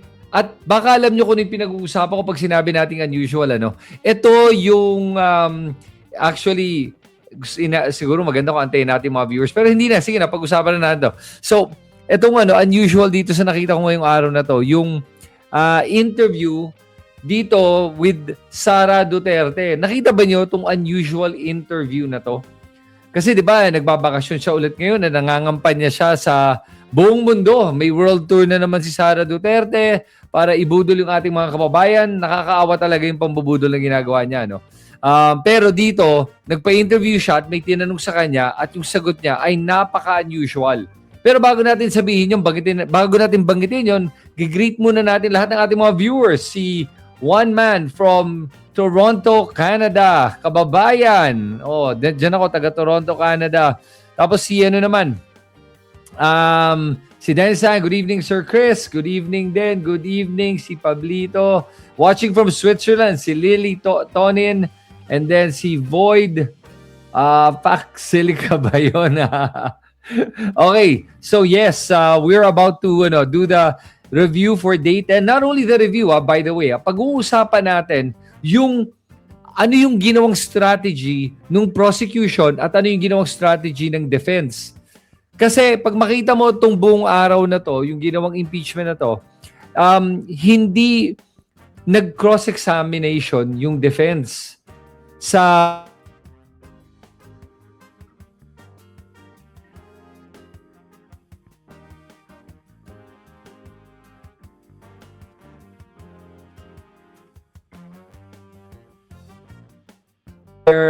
what do you call it? Ang tawag mo doon yung sa press con sila. Okay?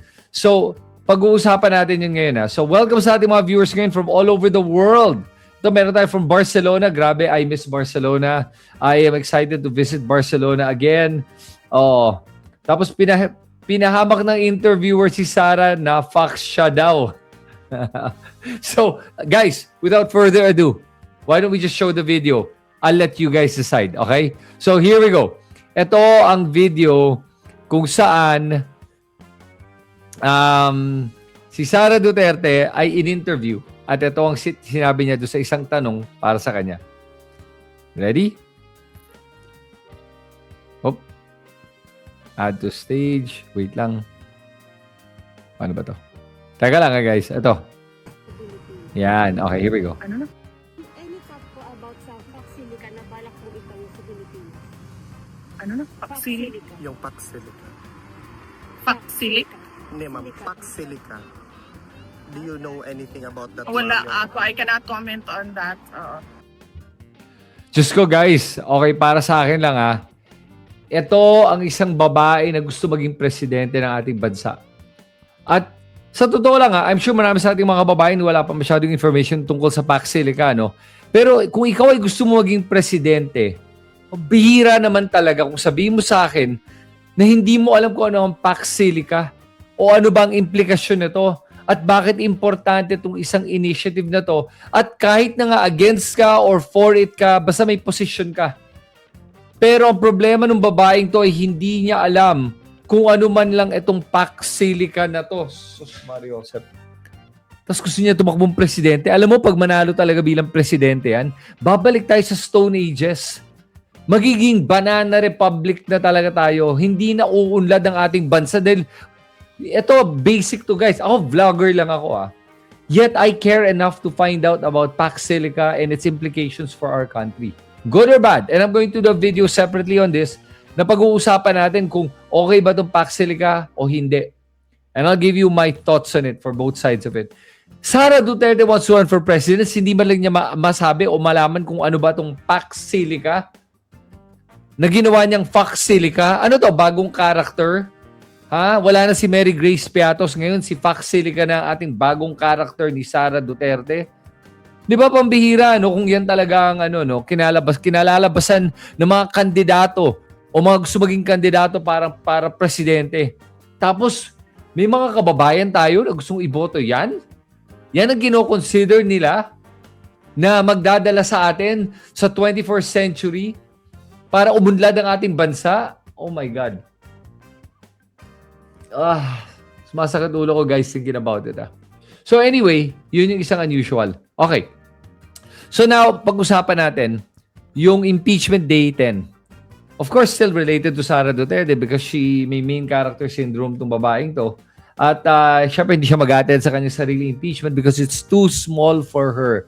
Dahil nga, diba, to si Sara Duterte, feeling niya kasi above the law siya. Feeling niya hindi siya kaya ng batas at hindi siya kumikilos tulad nating lahat sa ilalim ng batas. Okay? Ayaw niya yun eh.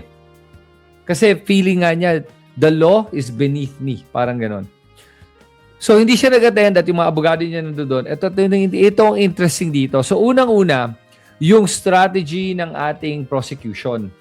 Siyempre, meron silang opening statements, di ba? Nag-opening statements muna sila. Sa kanilang opening statements, si Laila De Lima ang gumawa ng opening statement sila. At dito, pinatigil ni Chisa Escudero si Laila De Lima from making her opening statements. I was actually shocked na ginawa niya to.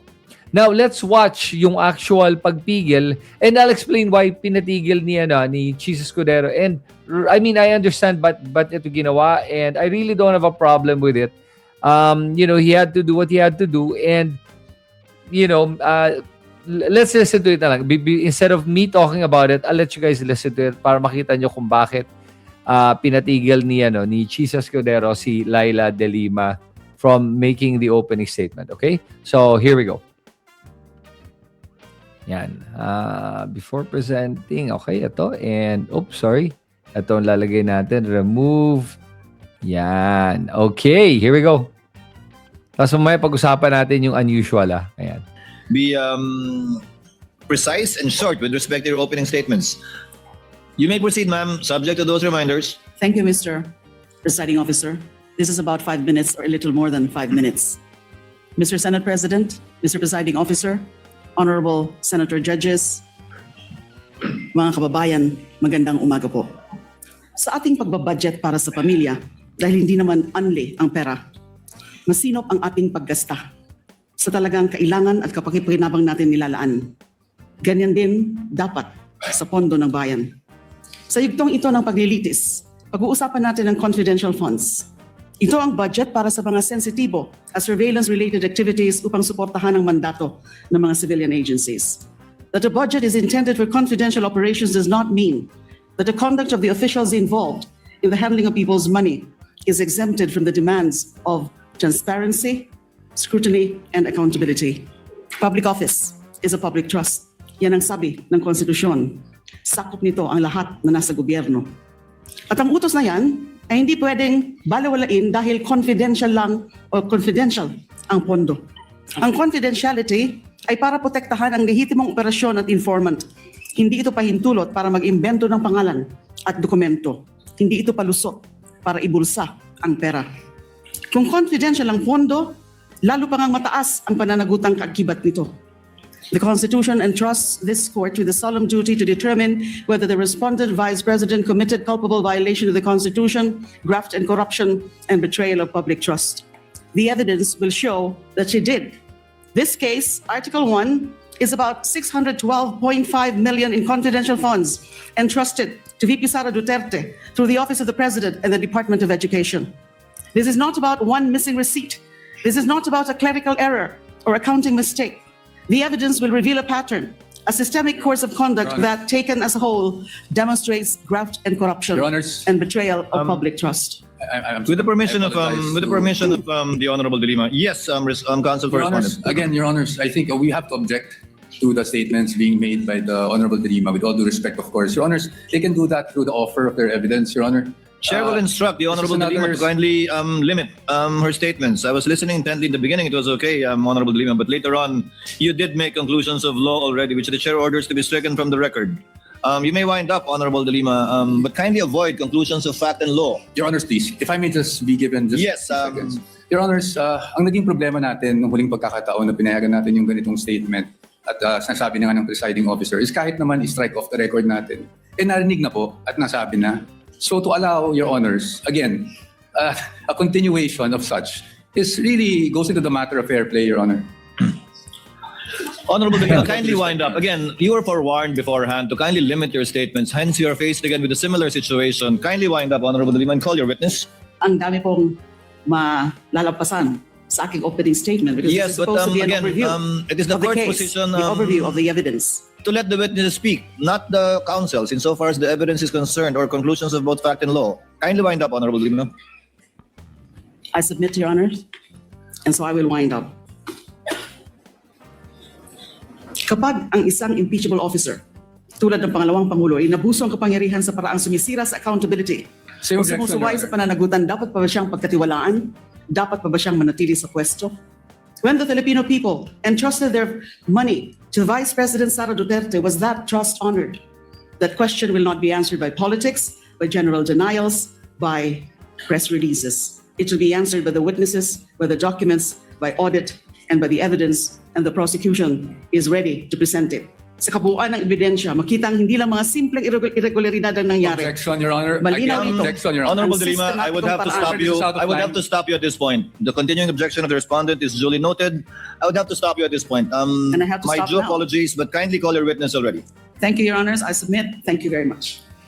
Okay, so nakita mo dito no na yung style ng prosecution dito is they pretty much bulldoze the opening statement and they wanted to get that point across. Ngayon importante kasi yung mga ganitong statements kasi they want to be able to set the right tone bago nila ipakita yung kanilang witness. And tama naman si si presiding judge Chisa Escudero na it is what they call conclusions of fact and law. At hindi naman talaga pwede gawin. So, ito ang mga political legal strategies na ginagawa ng mga iba't ibang kampo. And tama naman yung pag-object ng defense dito. At kasi nga, it's a conclusion of fact and law. And more importantly, ito. Ginagawa ito dahil nga nanunood tayo. Nanunood ang taong bayan. At tama yung sinabi ng defense na kahit na mas stricken off the record yan at hindi yan malagay sa record, sa transcript, narinig na ng taong bayan. At mape-prejudice ang kaso daw. Mape-prejudice ang court of public opinion. And today, that is what we're gonna be talking about, the court of public opinion and why hindi nagkaroon ng cross-examination. So dito, ang prosecution had the opportunity to now present their evidence. At the first part na pinakita nila ay kay Joel Chua, inexplain ni Joel Chua yung bakit tinawag nila yung witness sila in this case, okay? So I'm gonna play the actual start of Joel Chua's examination of the witness kasi dito i-explain niya kung ano yung i-build nilang kaso dito. Okay, so I'll play this one para makita nyo kung ano ba yung binibuild ni Joel Chua dito, anong pinapalabas niya dito. Okay, here we go. Interesting to, the way Joel Chua did it actually. Pag binakita mo si Joel Chua, by the way, marirealize mo, para siyang teacher at parang grade school teacher siya magsalita at paano siya mag-direct examination ng witness. Medyo nakakatawa yung ginagawa niya. Pero naintindihan ko ba't niya ito ginagawa. Kasi karamihan sa ating mga kababayan, unfortunately, we do have a comprehension crisis in the Philippines. So tama yung ginagawa niya. Iniisa-isa niya, makes it very easy to understand. At ito sabi ni Joshua. Na si Ms. Constantino ay isang retiradong department manager ng Land Bank of the Philippines, Show Boulevard Branch from May 2017 to January 2024. Pangalawa, na ang Land Bank of the Philippines, Show Boulevard Branch, ang nagproseso ng encashment ng 4 na cheque payable sa isang Gina F. Acosta sa halagang 125 million each sa mga sumusunod na cheque. Una, Land Bank check number 0000244027 na may petsang December 20, 2022. Ikalawa, Land Bank check number 0000244053 na may petsang January 31, 2023. Ikatlo, Land Bank check number 0000245511 na may petsang April 18, 2023. At ikaapat, Land Bank check number 0000245664 na may petsang July 13, 2023. Katlo, na ang mga nasabing cheque ay lahat pinondohan ng Philippine Treasury at nilipat sa account ng Office of the Vice President. Kaapat, na ang 4 na nasabing cheque ay personal na in-encash ng isang Miss Gina F. Acosta bilang SDO o Special Disbursing Officer ng Office of the Vice President noong December 20, 2022, February 6, 2023, April 25, 2023, at July 14, 2023. Okay. I'll pause it right there, guys. Tapos, basically, sinasabi niya, Gina Acosta will verify yung mga, Gina Acosta, sorry. The bank manager will verify na nag-withdraw ng 125 million 4 times itong si Gina Acosta sa Land Bank sa May Show Boulevard. Alam ba nyo, I'll give you guys a trivia on this, by the way. Alam ba nyo na ang 1 million is equivalent to 1 kilo ba? Ang 1 million, sabi na, nakakalimutan ko na kung 1 kilo or 100. Tama, 1 million pesos is equivalent to 1 kilo. So pag 125 million pesos, that's 125 kilos.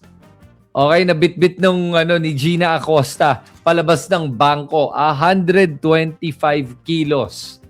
Mabigat po yan. Okay, kahit ilagay mo yan sa kotse, mabigat po yan.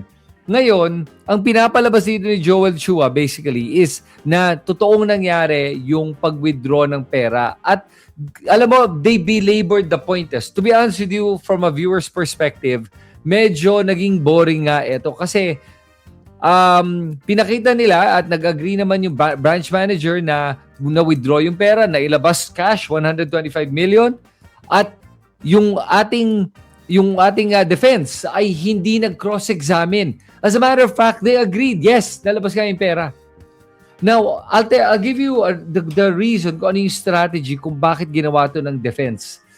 Ayaw na mag-cross-examine ng defense kasi they don't want to belabor the fact and the point na nag-withdraw si Sara Duterte ng over 612.5 million pesos combined sa opisina ng DepEd at OVP. 612.5 million pesos. Ayaw na ng defense na tumagal pa ang usapan dito dahil maririnig to ng taong bayan at maaalala ng taong bayan na nag-withdraw si Sara Duterte, yung kanyang mga tauhan, ng ganyang kalaking pera sa loob ng ilang buwan. 125 million per withdrawal. At doon naman sa DepEd, it was 37.5 million pesos per withdrawal. Grabe, no? I've never seen 35 million pesos in cash. At ito ginagawa lang nila, parang ganyan lang, barya lang sa kanila to. Grabe. So, kaya hindi nag-cross-examine yung defense dito para hindi na tumagal ang usapan. Matalino yung strategy ng defense, in fairness to them, kung ba't nila ito ginawa eh. Kaya sinabi nila, yes to to, kasi ang gagawin nila, ang depensa ng defense ay hindi yung pag-withdraw ng pera. Ang gagamitin nilang depensa dito, sabihin nila ay wala namang illegal na ginawa si Sara Duterte dun sa confidential funds. Pero, pag tinignan mo ginagawa ng prosecution, dinadahan-dahan lang nila to. And during the press con of the prosecution, ito ang binanggit nila. Alright, para lang sa kaalaman ng lahat, ito ang binanggit ng prosecution. Hold on. Kung bakit, kung ba't nila ito ginawa, ayan, wait lang ayan.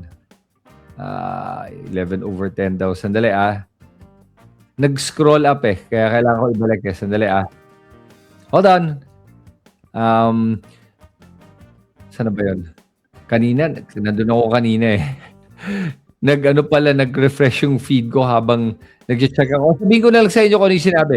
Basically, sinabi ng prosecution na appetizer pa lang daw to. They're just laying down the foundation. At mas exciting daw yung mga darating sa susunod na araw. Basically, sinasabi lang nila, it's a fact, withdraw ni Sara Duterte itong perang to na confidential funds. At kaya nga naging word of the day yung unusual. So ngayon, because that is the word of the day, let us look at all the parts kung saan binanggit yung word na unusual. Ang daming beses na binanggit yung word na unusual.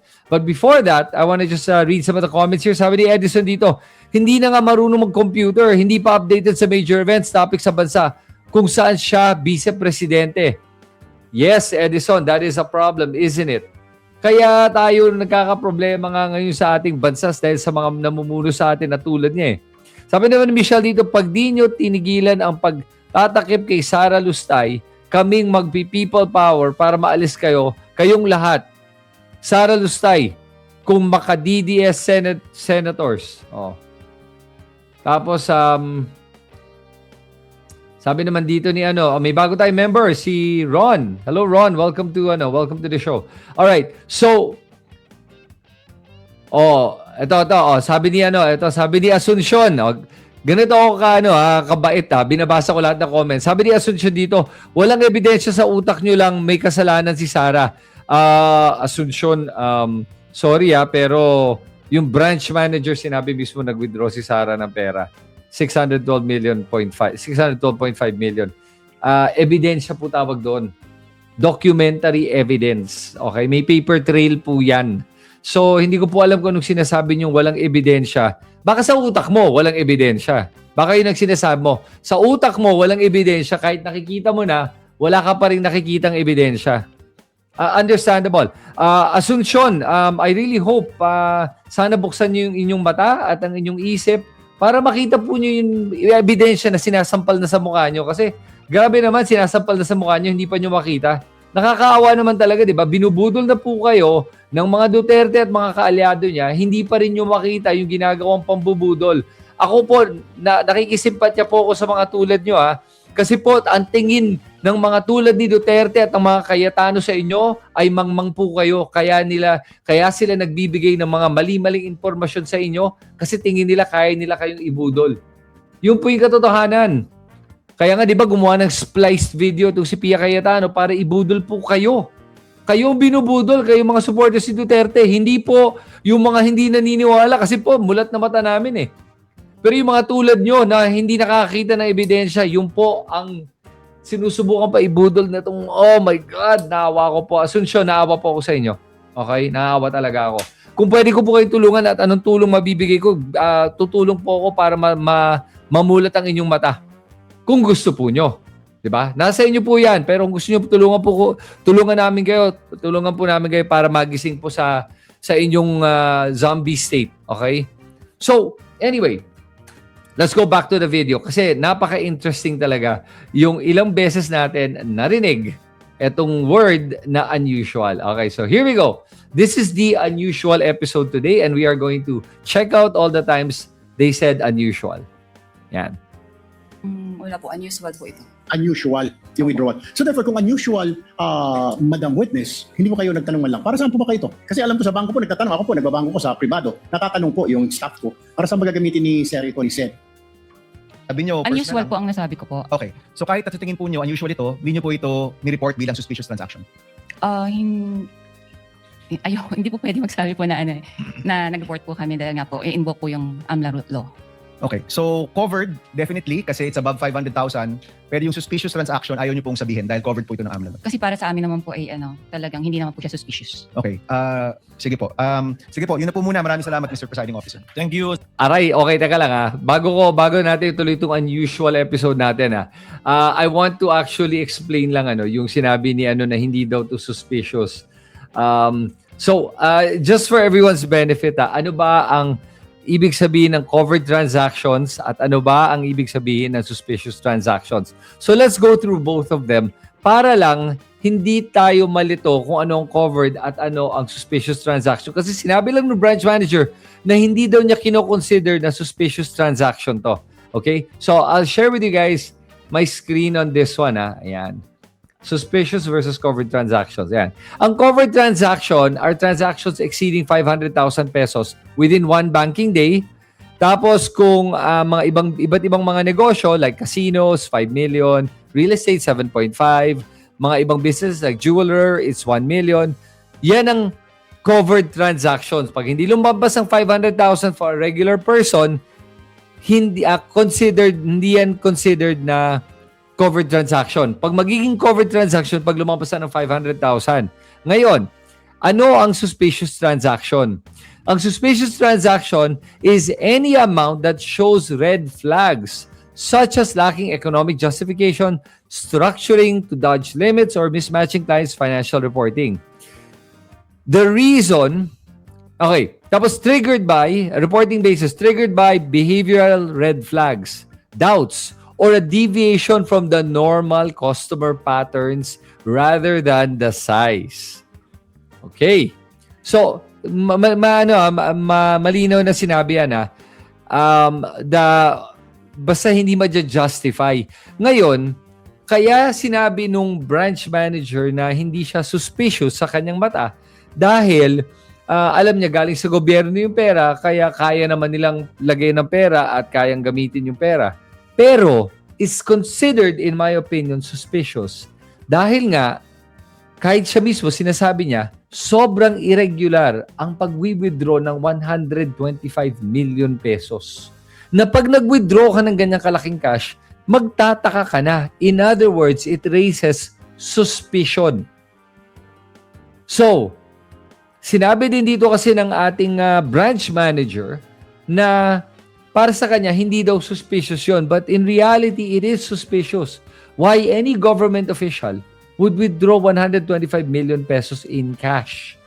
Anong ahensya ng gobyerno ang mag-withdraw ng ganyang kalaking cash para saan? So, it is suspicious. Pero, sinabi din ng branch manager na kahit na inireport niya to as a suspicious transaction, hindi niya pwedeng aminin yan dito sa impeachment court. Because she might be breaking the money laundering or anti-banking banking secrecy laws.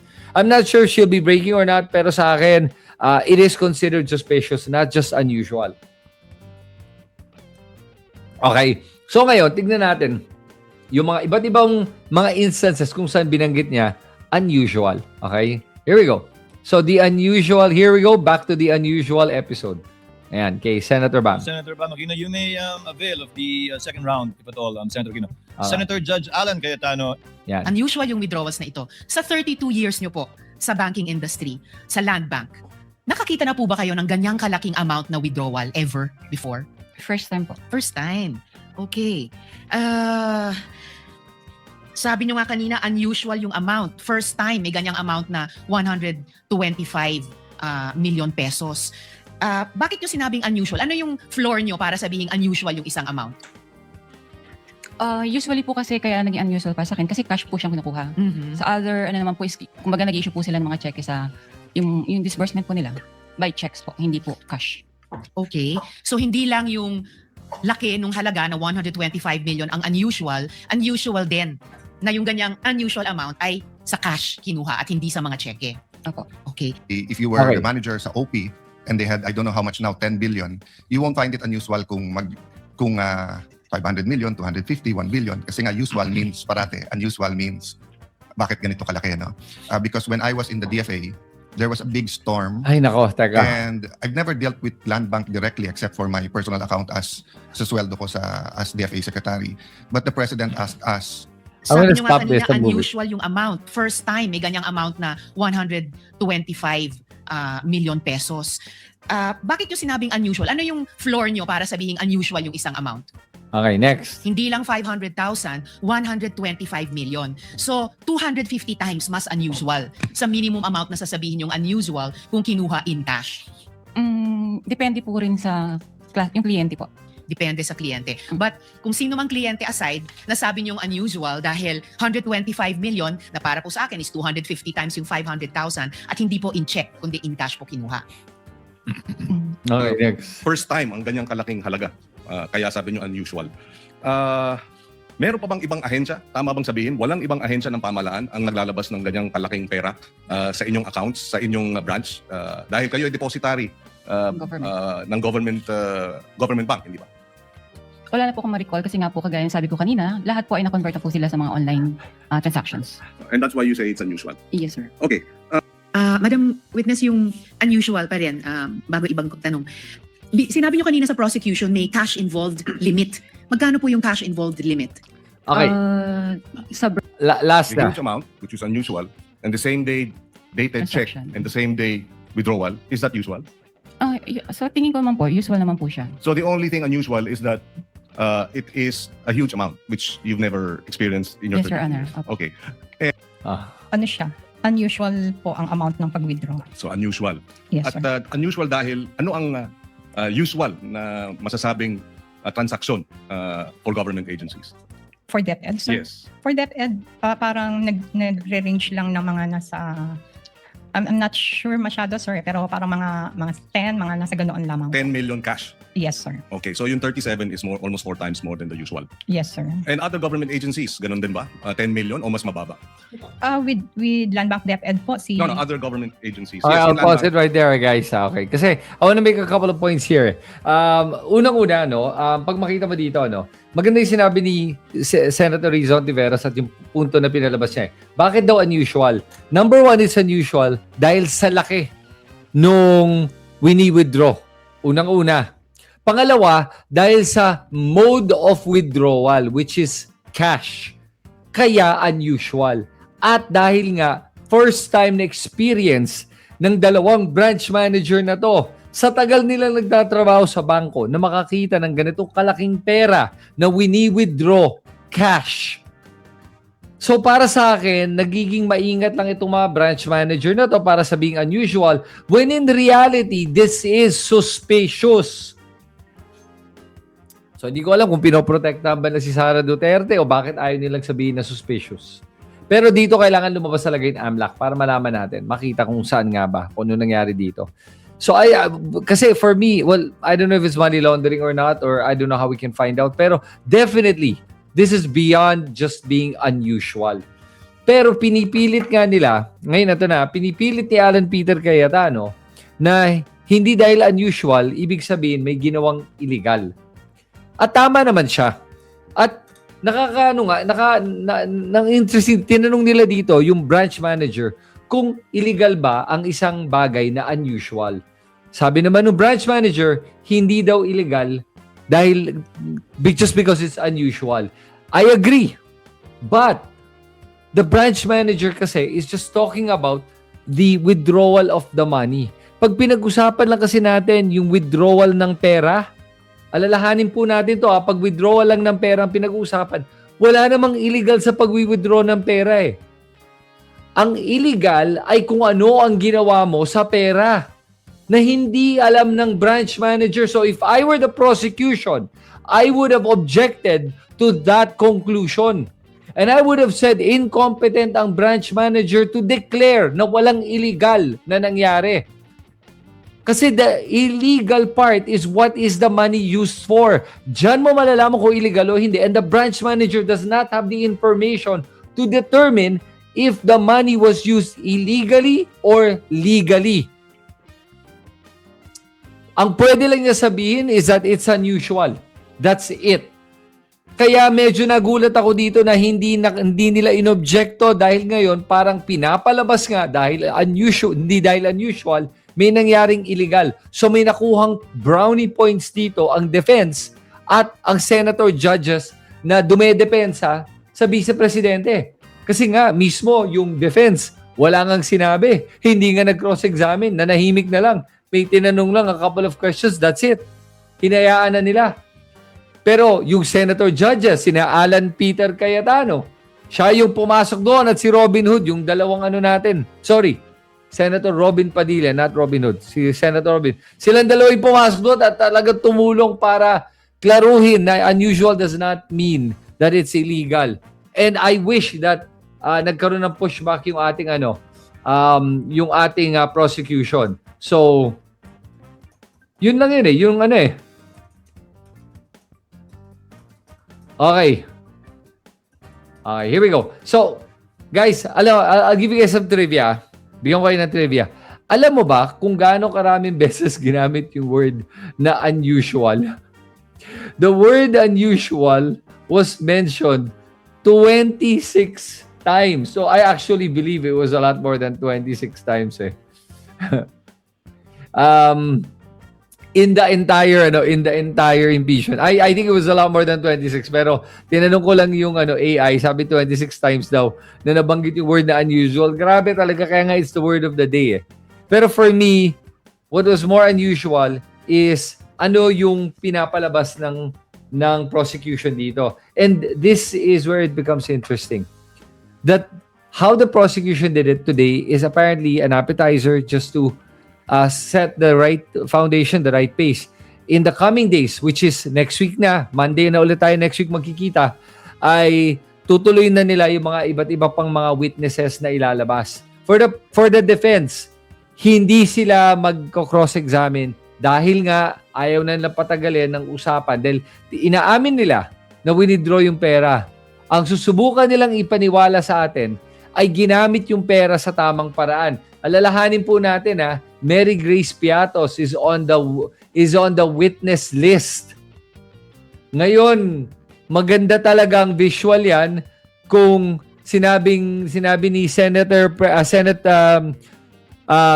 Judge Chis Escudero na call your next witness. So sinabi we call Mary Grace Piatos or AKA Mary Grace Piatos to the witness stand. Tapos walang darating. That's a powerful visual of an empty seat habang tinatawag nila si Mary Grace Piatos. Kasi dito ba talaga makikita na walang Mary Grace Piatos at hindi napunta sa kanya yung pera. Ang tanong kanino? Dito mo makikita talaga yung mga pinuntahan nitong mga unusual na transactions na to. Yung unusual na deposits na withdrawals na yan.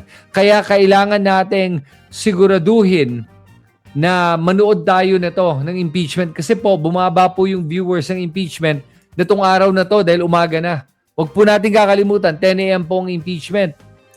At panoorin po natin ito, subaybayan natin. Kung di nyo kaya subaybayan yung impeachment, panoorin lang po nyo yung aking recap kung saan nagbibigay na rin ako ng insights dito sa mga nangyari sa araw na to. At sa araw nga na to, wala masyadong nangyari aside from the unusual parts of it. And that's what made it unusual. Okay? So, sa ating mga viewers, paalala lang po sa inyo lahat na marami sa inyo, alam ko kalahati ng mga viewers natin ngayon ay hindi pa subscribe sa aking YouTube channel. Please consider subscribing to the YouTube channel para sa ganoon manonotify ka at click mo na rin yung notification bell para manotify ka sa aking susunod na video, especially dito sa usapan ng impeachment. Kasi alam ko naman marami sa inyo walang oras para manood ng 4 o 5 oras ng impeachment trial. So maganda, panoorin lang nyo to 1 hour, sasummarize ko na lahat at bibigyan ko pa kayo ng insights kung ano ba nangyari sa araw na yon. Sunod, alam ko na may iba sa inyo nagko-consider na gusto nyo mag-donate o maging paying member. Kung gusto nyo maging paying member sa presyo ng isang kape, buwan-buwan, pwede na kayo maging paying member at makakatulong po yan sa aking advokasya. And if you want to make donations like the other people have made donations, feel free to do so. I would appreciate it. Okay? Sabi ng ating viewer, good evening, Chris. It's time to watch impeachment through your program, Intellectual Analysis Data and Texture program. Thank you, Rosie. I appreciate that comment. I'm just going through the comments, guys. Sorry, Ito. Yung sagot ng branch manager, unusual din. Bank manager ka, dapat ang mga tatanong, dapat nagtatanong siya, lalo na galing sa OVP, nagpapa-withdraw ng ganong kalaking halaga, unusual ang bank manager. Totoo po yun, unusual nga yung bank manager, yung dalawang yun, ano? O kakahiya ang Pilipinas sa buong mundo kapag naging presidente si Lusay, DDS Gising, binabangungot na kayo. O, tapos sabi naman ni Hypercelis, o yung mga nag-deposit ako ng 200,000 sa bangko na pag hinalaan na ako at tinanong ako ng teller, saan galing ang 200,000, lol? While itong VP, napaka-simple lang, mag-withdraw ng pera, unusual lang daw. Yun na nga guys Ito yung sinasabi ko na patunay na itong vice-presidente, kaya ganyan siya kumilos kasi inaalaw ng sistema itong isang taong to kumilos ng ganyan. Kung saan para sa kanya, normal itong mag-withdraw ng 125 million pesos. Bakit niyo ako kine-question? Pero tayong lahat, mag-withdraw ng 500,000 o kahit 200,000 na nga, tinatanong na nga sa atin kung saan dadalhin yung pera at bakit natin withdraw eh. Nung bumili ako ng kotse, kasama ko nga yung binilang ko ng kotse, withdraw ko yung pera sa harapan nung buyer. Tinanong ako para saan po ito. Bumibili nga, nakita mo nga, nagpipirmahan kami ng deed of sale dito eh. Can you imagine Tapos ito mag-withdraw ng 125 million pesos. Kaya para sa akin, either pinoprotektahan itong mga branch manager na to, yung kanilang ginawa, o kaya si Sara Duterte, o kaya baka nga nag-report sila, ayaw lang nilang sabihin. Hindi ko alam kung ano sa mga yun eh.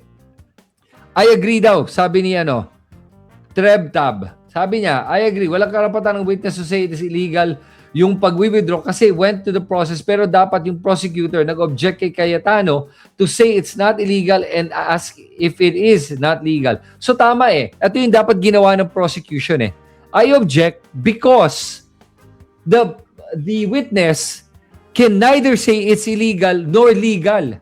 Wala siyang basis to make any one of those statements.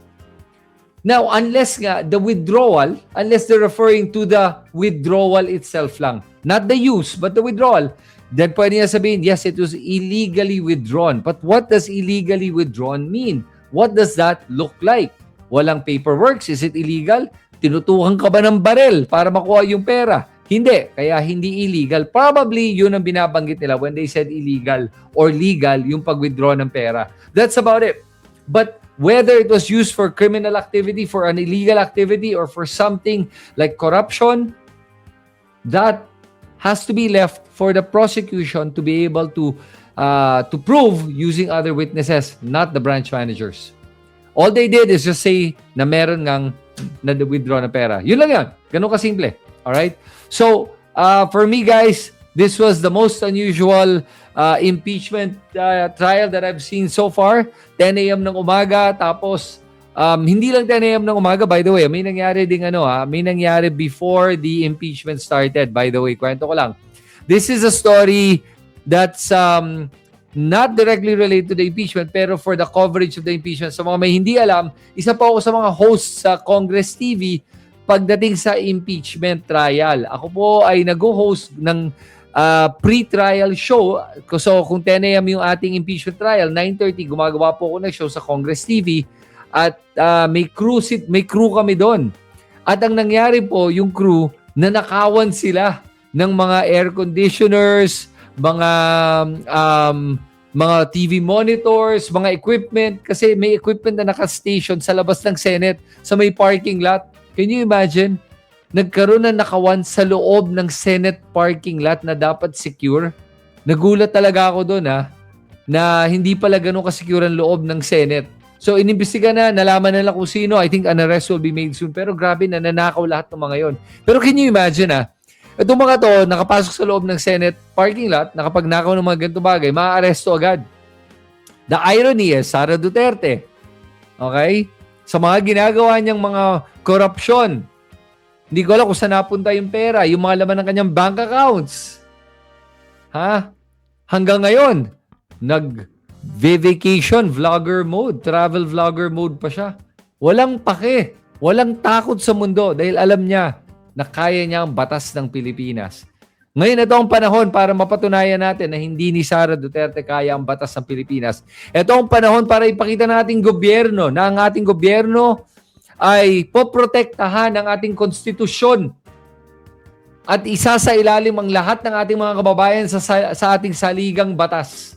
Ito ang panahon para makita natin kung kaya ba i-enforce ng ating gobyerno ang ating mga batas. Kaya para sa akin, abangan natin ang susunod na kabanata pagdating dito sa impeachment. Alright, sa ating mga viewers, salamat sa pagpapanood nyo nitong Impeachment Watch Day 10. Make sure to tune in on Monday at 9 p.m. for Day 11 here on Impeachment Watch. Ako po si Kristan at magkita tayo muli sa aking susunod na video. Salamat po sa inyo lahat and greetings to all our viewers from all over the world. Okay? I'll read some of the comments before we go, guys. Ito, sabi ng isang comment dito. Sabi ni Lucia. Sabi niya, binayaran din ng bank manager. Lifestyle check dapat ang bank managers. I agree, Lucia. You know what? That's a good idea. Baka nga dapat i-lifestyle check itong mga to. Tignan natin kung nag-retire na sila, kung ano ba yung buhay nila, at kung baka beyond what they earn. Okay, so kasama din natin, nandyan sila si Jomer Dalina, John Oyos, Sasha, Sammy Abanse, Spider. I-shoutout natin si Mercedes Ferrer, Rodolfo Concepcion, Juana Castillo, Francisco Umbak Jr., hi to Jen Rev, Emelda Galoy, Elaine Chavez, Ashin, Sig Sauer, and hi to Romeo from Lancaster, California.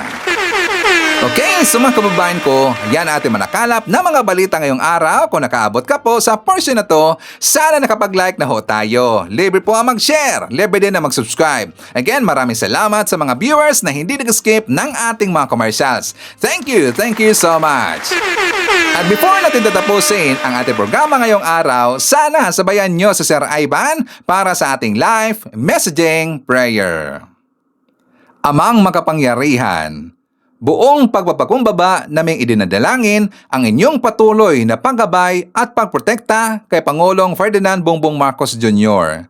Naway bigyan ninyo siya ng karunungan, lakas ng loob, mabuting kalusugan at malinaw na pag-iisip sa bawat desisyong ginagawa para sa kapakanan ng sambayanang Pilipino. Iligtas ninyo siya at ang kanyang pamilya sa anumang panganib at masamang balak. Patatagin ninyo ang kanyang puso upang manatili siyang tapat sa katotohanan, katarungan at paglilingkod sa bayan. Pagpalain ninyo ang Pilipinas na pagkakaisa, kapayapaan at kaunlaran. Idinadalangin ko ito sa pangalan ng ating Panginoong Jesucristo. Amen. So maraming salamat mga kababayan and I hope to see you again on my next video.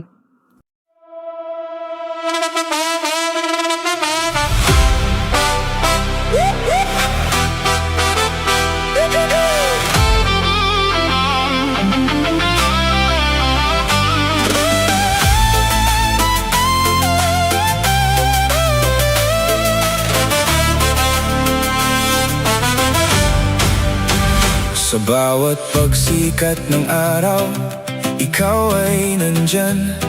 Tinig mo'y matatag, sa amin ay gabay. Pag-asa ng bayan, pangakong totoo. BBM, isa kang totoong tao. Sa mahirap at api, ika'y sumusuporta. Tapat mong paglilingkod, lahat kami nakakita. Sa iyong pamumuno, bayan ay umaangat. Bagong Pilipinas, pangarap ay tapat. Ikaw ang aming BBM, Pangulong matapat. Sa puso ng masa, itinaangat ating watawat. Sa hirap at ginhawa, ika'y kasama. Pilipinas ay babangon, dahil ikaw ang pag-asa. Mula Luzon, Visayas, hanggang Mindanao, boses mo'y umaabot, dala ay pag-ahon. Magtulungan, magkaisa, sa lahat, para sa bayan. Ikaw ang aming alamat. Ang pangarap mong bansa, taas noong masagana, manggagawa at magsasaka, binigyang halaga. Serbisyong totoo, hindi pagpapanggap, BBM sa puso ng bayan. Ikaw ang hinahanap, ikaw ang aming BBM, Pangulong matapat, sa puso ng masa, itinaangat ating watawat. Sa hirap at ginhawa, ika'y kasama, Pilipinas ay babangon, dahil ikaw ang pag-asa.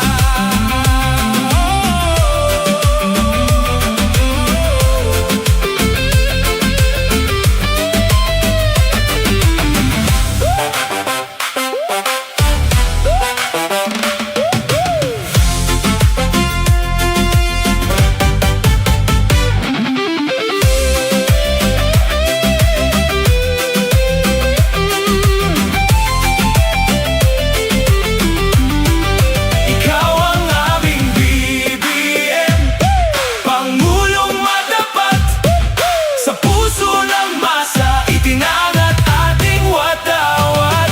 Sa hirap at ginhawa, ika'y kasama, Pilipinas ay babangon, dahil ikaw ang pag-asa.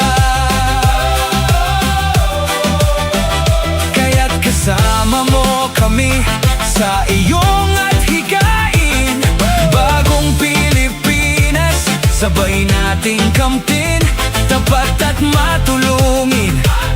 Ikaw ang tunay, BBM, sa puso ng bayan. Ikaw ay